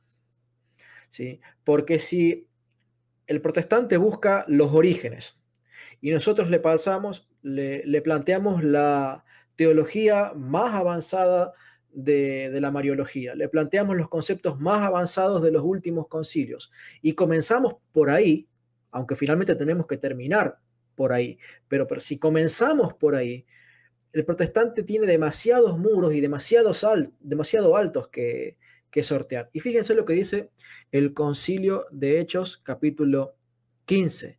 Dice, nos ha parecido bien no ponerles más cargas que estas necesarias. Es decir, para los judíos era un problema, para los judíos que se querían convertir al cristianismo, era un problema el hecho de que los obligaran a celebrar el domingo. Y Pablo les dice en los romanos, bueno, a ver, no es dogma participar del domingo. El que quiere guardar el sábado, guarda el sábado. El que guarda el domingo, guarda el domingo. Para la gloria de Dios lo hace. Eso no significa que pudieran participar de cualquier cosa. ¿Sí? El que quiere comer esto, que coma. Y el que no quiere comer esto otro, no lo coma. Y dice el Concilio de Hechos capítulo 15 que en cuanto a a los gentiles que se convertían al cristianismo, dice, no les levantemos la vara tan alto que tengan que pasar por todos los ritos judíos para convertirse, porque esto termina siendo un obstáculo para ellos. Pensemos como los apóstoles. Pedro, el apóstol de los judíos, pensando en los gentiles, tratando de removerle las piedras de tropiezo. El apóstol Pablo, el apóstol de los gentiles, pensando en los judíos, tratando de no ponerle piedras de tropiezo a los judíos, porque los judíos se querían convertir en iglesias del apóstol Pablo, que eran mayormente gentiles, y los gentiles se querían convertir en iglesias donde había muchos judíos, y Pedro trata también de removerle piedras. Entonces, yo creo que si mostramos a los protestantes una iglesia que es bíblica, apostólica y fundada en las creencias de los padres de la iglesia, creo que de esa manera removemos piedras de tropiezo, por lo menos para una proporción significativa de protestantes. Fue mi caso, fue el caso de Scott Hahn, fue el caso de José Plasencia, fue el caso de un montón de pastores que se han convertido por medio de los padres de la iglesia. Repito, hay quienes se convirtieron por una aparición o por una charla, pero muchísimos, sobre todo los más estudiosos, se convierten por los padres de la iglesia. Entonces, la Iglesia Católica tiene que fomentar, creo, ese diálogo basado en los padres de la iglesia, pero eso nos obliga a nosotros a ser duchos, a estar cancheros, términos muy argentinos, a estar empapados de la doctrina de los padres de la iglesia. Muchas gracias, Leonardo. Cris Aguilar, que está siendo bastante respetuosa, voy a decirle lo siguiente. Leonardo habló bastante del tema, la primera parte. Si usted llegó tarde, la invito a escuchar lo que dijo Leonardo al inicio, ¿no? Pero yo creo que, digamos, con lo que Leonardo dijo de los concilios, se probó bastante la infalibilidad papal. Pero está lo que dijimos tanto en el debate, lo que dije yo, como lo que dijo Juan Carlos Monedero, ¿no? En realidad ustedes deberían probar que el Papa no es infalible. Ahí está el punto, porque muchas veces está el tema de que ustedes piden, bueno, a ver, demuestren la infalibilidad papal, ¿no? El Concilio de Jerusalén, tanto Pedro, que habló primero, como Santiago, dijeron, hemos decidido el Espíritu Santo y nosotros. O sea, justamente ahí Dios compartió la infalibilidad con los apóstoles, ¿no? En el Concilio de Jerusalén. Pero bueno, el tema fue tratado bastante, o sea, quien tenga oídos para escuchar, que escuche. Eso es lo que puedo decir, ¿no? Pero a ustedes les queda la carga de la prueba. Ustedes tienen que demostrar que la Escritura es el único método infalible y tienen que demostrar que el Papa no es infalible, ¿no? Pero bueno, hay que estar abierto a la verdad. Es todo lo que le puedo decir. Juan Carlos, te escuchamos. Muchas gracias. Yo, para responder a la pregunta final de qué podemos hacer, qué más nos falta hacer, qué podríamos agregar, me tomé la libertad de escribir esto, ¿sí? Yo soy y presentarlo ahí en pantalla. Ahora voy a subir un poco, escribí un breve Word, no sé si ustedes lo pueden ver, o creo que no está en pantalla en este momento, pero todavía no. Me parece que yo lo tengo que agregar, a ver un segundito. Ahí está. Ahí está, sí. Primero, ¿no? En los grandes estudios jurídicos se hacen simulaciones de debates, ¿sí? Yo creo que eso es algo que sería muy sano que la gente tenga. Es decir, que aquellos que están dotados para la apologética, para la polémica, para el debate, no es que solamente discutan en las redes sociales o cuando alguien les toca la puerta un sábado a la mañana, sino que haya una tarea de la iglesia sistemática en procurar formar a la gente y que practiquen. Hay que practicar. ¿Sí? No sé si fui claro. Es necesario que aquellos que uno le ve que tienen uña de guitarrero, como decimos en Argentina, ¿no? Porque la práctica hace que uno pierda el temor, que uno pierda el miedo, que uno... a veces hay gente muy tímida, ¿no? Que no sabe, que no sé qué. Bueno, eso primero. Nos falta eso. Nos falta situaciones de simulación de debates, donde uno pueda debatir con alguien en una especie de ficción y luego los otros comentar, decir qué le pareció, bien, mal, o que haya una persona que sepa más y diga, mira, dijiste bien esto, te equivocaste acá, esto podría ser por acá, mejor, ¿sí? Práctica, como en el boxeo, en las artes marciales, un poco de sparring. Sumado a eso, es indudable que necesitamos más conocimiento de la Biblia. No podemos defender nuestra doctrina si no sabemos más sobre la Biblia. Frases concretas, versículos concretos, más Mateo 16, 18, Juan 1, ¿sí? Tenemos que nosotros tener Mateo 7:1, Juan 10:18, tener en la cabeza esas citas, ¿sí? Citas clave, es importantísimo que tengamos ese conocimiento. Después, lo que tengo más, mayor formación en general, porque no es un tema solo de la formación en el tema de sobre escritura, sino en general. Es decir, en general, en todos los temas, en historia, en economía, en política, en literatura, en música, en arte, en doctrina, en espiritualidad, en todos los temas hay que redoblar los esfuerzos. Y por eso pongo acá un papel central de los profesores de lengua. No sé si del otro lado nos están escuchando y algunos profesores de lengua, pero el profesor de lengua es fundamental con el tema de la sintaxis y la lectura comprensiva, porque ¿cómo vas a comprender bien y a estudiar mejor si no entendés lo que lees? Tenemos que revalorizar la docencia, tenemos que relanzar esa docencia y revalorizarla. Eso nos lleva a una revalorización social, moral y económica, ¿sí? Por eso es que tenemos que poner la virtud de la magnificencia, ¿no? Poner nuestras riquezas al servicio de la difusión de la verdad. Por ejemplo, difundiendo un buen libro con aportes materiales, difundiendo las conferencias, procurando que la verdad llegue a todo el que esté en condiciones de que llegue, porque no es solo una cuestión social, también es económica, hay una causa material que se necesita. Aquel que pueda poner ese dinero, lo ponga al servicio de la verdad, en esa virtud que es la magnificencia que decía Aristóteles, que era la virtud propia del hombre rico.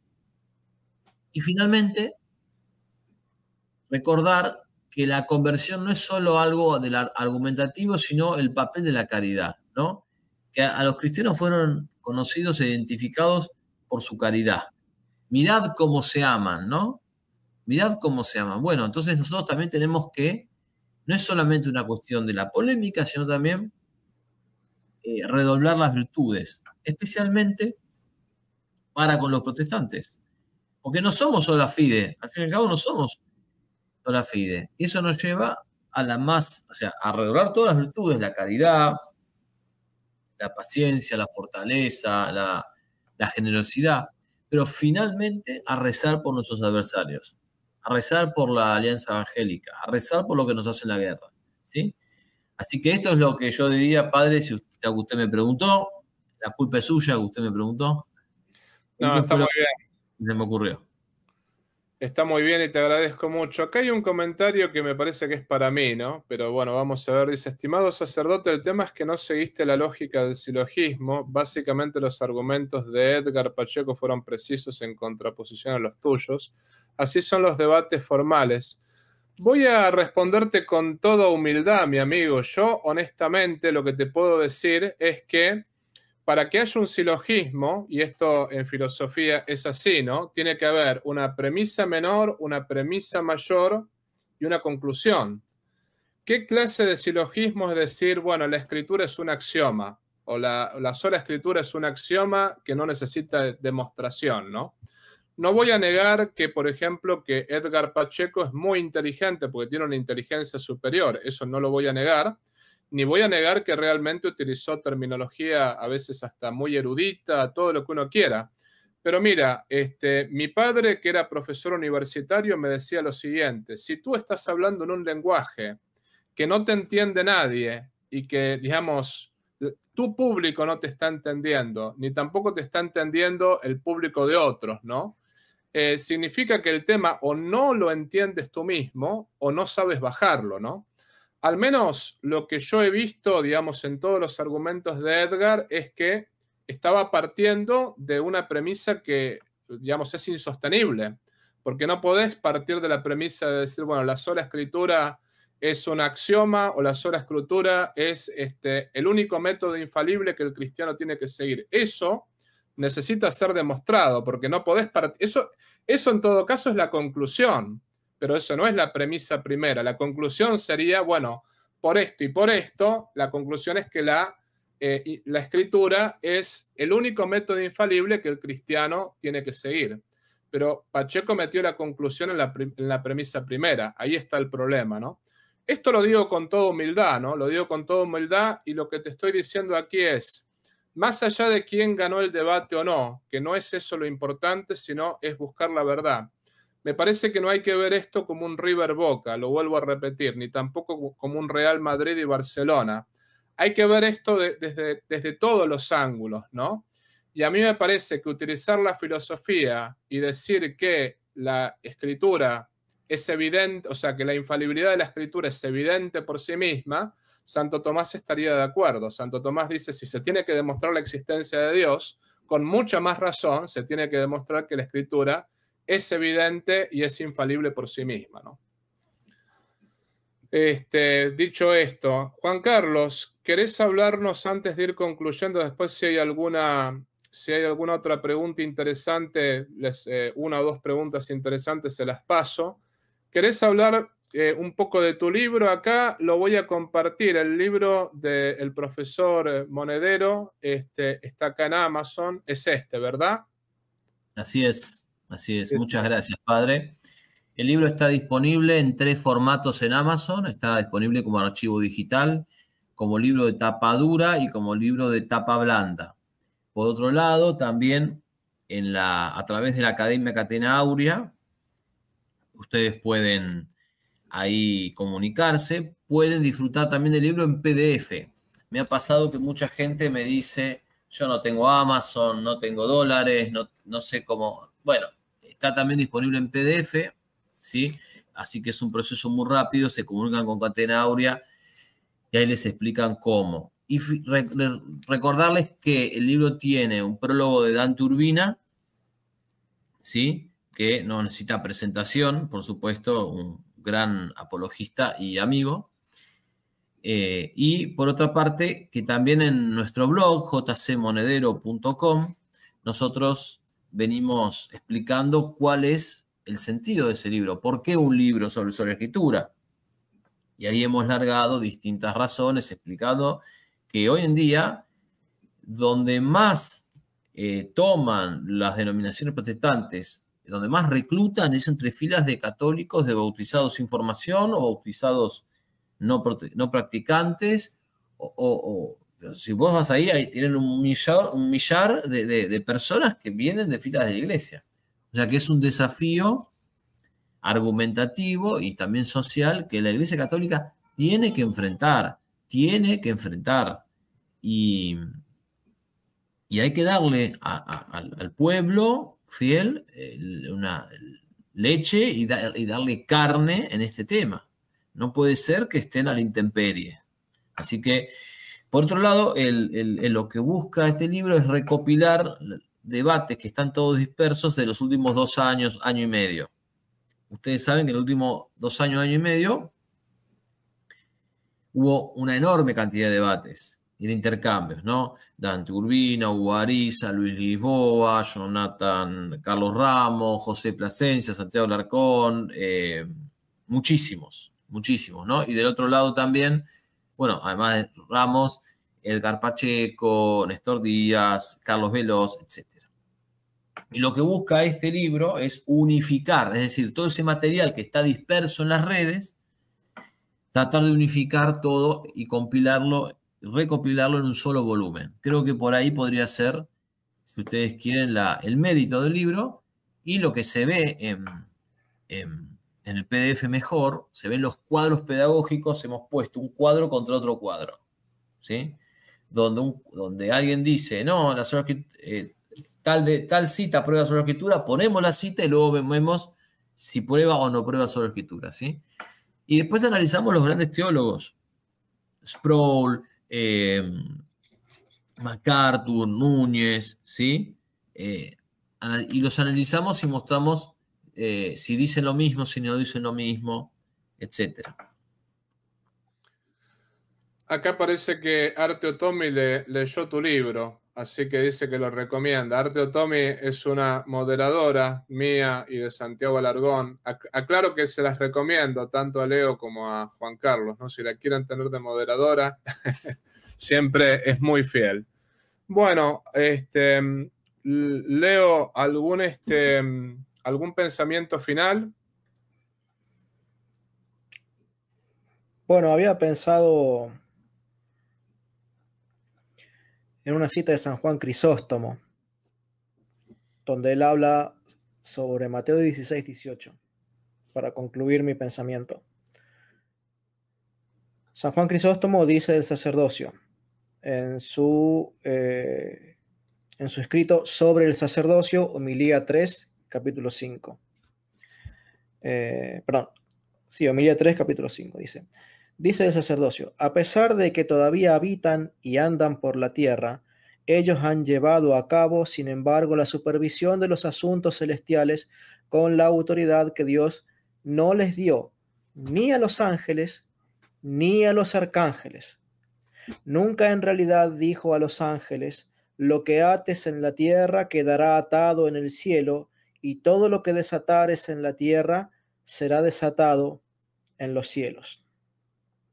Y sin embargo, la unión de los sacerdotes llega al alma y atraviesa los cielos, y todo lo que los sacerdotes promulguen desde aquí abajo, Dios los autoriza desde arriba. El soberano mantiene la decisión de sus siervos. ¿Acaso no les dio plena autoridad celestial? Él les dijo: a cualquiera que les retengáis sus pecados, les serán retenidos. Ahora, me llama la atención porque si bien Pedro es el único que tiene la prerrogativa de finalmente atar y desatar, ¿sí?, nosotros hablamos y hemos hablado en varios momentos acerca de la infalibilidad de la Iglesia, ¿sí?, y como un caso particular, la infalibilidad de los concilios, y como un caso particular, la infalibilidad del Papa. Pero todo eso se desprende de que Cristo le ha concedido a su Iglesia, ¿sí?, por medio de obispos y sacerdotes, la gracia de hablar la verdad, ¿sí? Porque aquí, aunque esté generalizando el concepto de lo que se le dio a Pedro, lo que nos está diciendo es que tienen esa gracia de hablar la verdad, ¿sí? Hablar lo que ni a los ángeles ni a los arcángeles se les ha concedido hacer. Y dice: y lo que enseñen aquí, lo que promulguen desde aquí abajo, Dios lo autoriza desde arriba. Y vuelvo a decir, aunque esta sea una generalización que hace él en un contexto tal vez homilético, ¿sí?, no deja de llamarme la atención que él realmente creía en la infalibilidad de la enseñanza de la Iglesia, la infalibilidad del magisterio de la Iglesia. Y Tertuliano, unas cuantas décadas antes, unos siglos antes, dice en su escrito Prescripción contra los herejes: ¿se le ocultó algo a Pedro, que fue llamado piedra de la iglesia, que iba a ser edificada, que obtuvo las llaves del reino de los cielos y la potestad de desatar y atar en los cielos y en la tierra? Es decir, atar en el cielo. A mí me llama eso la atención. Habíamos dicho en nuestro video, ¿se acuerda, padre?, de que no nos podíamos imaginar a un Pedro proclamando cosas pecaminosas, porque el cielo, que había quedado atado, juramentado, a estar en armonía con lo que había hecho o promulgado Pedro. Y acá está diciendo eso también Tertuliano. Dice: atar y desatar en la tierra y en el cielo, ¿sí? Y esto nos habla entonces de que si el cielo es infalible, el magisterio de Pedro, la cátedra de Pedro, es infalible. También Tertuliano, en su escrito Prescripción contra los herejes, pero en el capítulo 36, dice: pero si te encuentras cerca de Italia, tienes Roma, de donde también para nosotros está pronta la autoridad. ¿Por qué en la misma carta En un caso en el capítulo 22, en otro caso en el capítulo 36, ¿por qué Tertuliano puede llegar a enseñar en el siglo II, enseñado por un padre de la iglesia que existió a mediados del siglo II, ¿sí? ¿Por qué puede enseñar que la cátedra de San Pedro enseña lo mismo que enseña el cielo y que además la autoridad que lo enseña está en Roma? Es porque la iglesia no inventó su autoridad, ni el hecho de que la autoridad de la iglesia residiera en Roma, en donde estaba el obispo de Roma. No lo inventó, se lo enseñó Cristo a partir de Mateo 16, 18. Es un texto que claramente habla de infalibilidad. En contra de lo que interpretan los protestantes, confiésense miembros de una iglesia diferente a la de Tertuliano. Pero la iglesia a la que pertenecía Tertuliano interpretaba Mateo 16, 18 como garante de la verdad, como garante de la autoridad de esa autoridad en Roma y además de esa proclama pública de la iglesia libre de error. Muchas gracias, Leonardo. Aquí hay una pregunta, dice, Padre, ¿dónde puedo conseguir los escritos de los padres de la iglesia que sean confiables? ¿Hay algún libro confiable en traducción? Yo creo, yo tengo el de Daniel Ruiz Bueno, los padres apostólicos de Daniel Ruiz Bueno. ¿Tienen alguna otra recomendación? Si entran al sitio eldepósitodelafe.com, tengo una sección que se llama Libros Católicos Gratis. Ahí tengo varios libros católicos, algunos de los padres de la iglesia, de concilios, de los dogmas, de los papas, etc. Pero también tengo toda una sección con algunos escritos de los padres apostólicos. Tengo que subir más escritos, pero hay varios que ya están subidos y que se pueden leer. Perfecto. Así que ahí tienen también esta página. Bueno, quiero agradecerles particularmente, yo no sé para quiénes son estas donaciones, pero sea para quien sea, le agradecemos a Josué, porque estamos transmitiendo tanto en el canal de Juan Carlos como en el mío. Está Josué T94 que manda un super sticker, muchísimas gracias. Dice, mi humilde ofrenda, Padre, bueno, muchas gracias. Dios lo bendiga, Padre, Maestro Leonardo y Juan Carlos. Saludos a todos desde... Supongo que habrá querido decir... Perú, desde Perú. El pueblo peruano es muy querido para mí. Estuve allí en el 2005, hace 20 años, ¿no? La verdad que he tenido una gran experiencia con el pueblo peruano, ¿no? Y Padre, dos cosas. Padre, en el comentario dice Perusalén, ¿no? Hace una broma con... En vez de Jerusalén dice Perusalén. Y después otra cosa más. Jerusalén, Esta persona veo que es fanática de los Caballeros del Zodíaco. Lo veo por la placa. Nosotros tenemos un video que hicimos con Luis Lisboa donde comentamos la filosofía contenida en el anime de los Caballeros del Zodíaco. Lo digo por si el idólatra, obviamente irónicamente, si el idólatra quiere ir a nuestro canal puede encontrar el video ahí y de paso dejar de ser idólatra. Bueno, nada más. Muchas gracias, Juan Carlos. Y después Rogelio Guzmán manda $10. Muchas gracias, Rogelio, por tu donación. Quiero agradecerles a ambos. Realmente ha sido un live de lujo.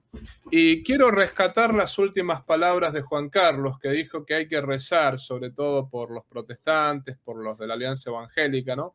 Y tenemos que rezar también por nosotros los católicos, ¿no? Porque quien esté de pie... cuide de no caer, dice la Escritura. Entonces, no tenemos que creernos superiores a nadie. Obviamente, la verdad nos tiene a nosotros. No es que nosotros tenemos la verdad, sino que la verdad nos tiene a nosotros. La iglesia verdadera, que es la católica, nos tiene a nosotros. Y tenemos que ser muy humildes porque, primero, somos más pecadores a veces que los demás. No somos mejores que nadie. Y por otra parte, si estamos en la verdad, no tenemos excusas. A nosotros se nos va a juzgar más severamente por estar en la verdad. Así que con mucha más razón tenemos que agachar la cabeza y saber que somos servidores de la verdad. No somos ni los dueños, la verdad nos tiene a nosotros, ni tampoco somos mejores que nadie, ¿no? Entonces la iglesia verdadera, la iglesia católica, la única verdadera, estamos allí por misericordia, o sea... Estamos en la verdad católica por misericordia, no porque lo merezcamos ni tampoco por mérito propio, ¿no? Así que mucha humildad de parte de los católicos.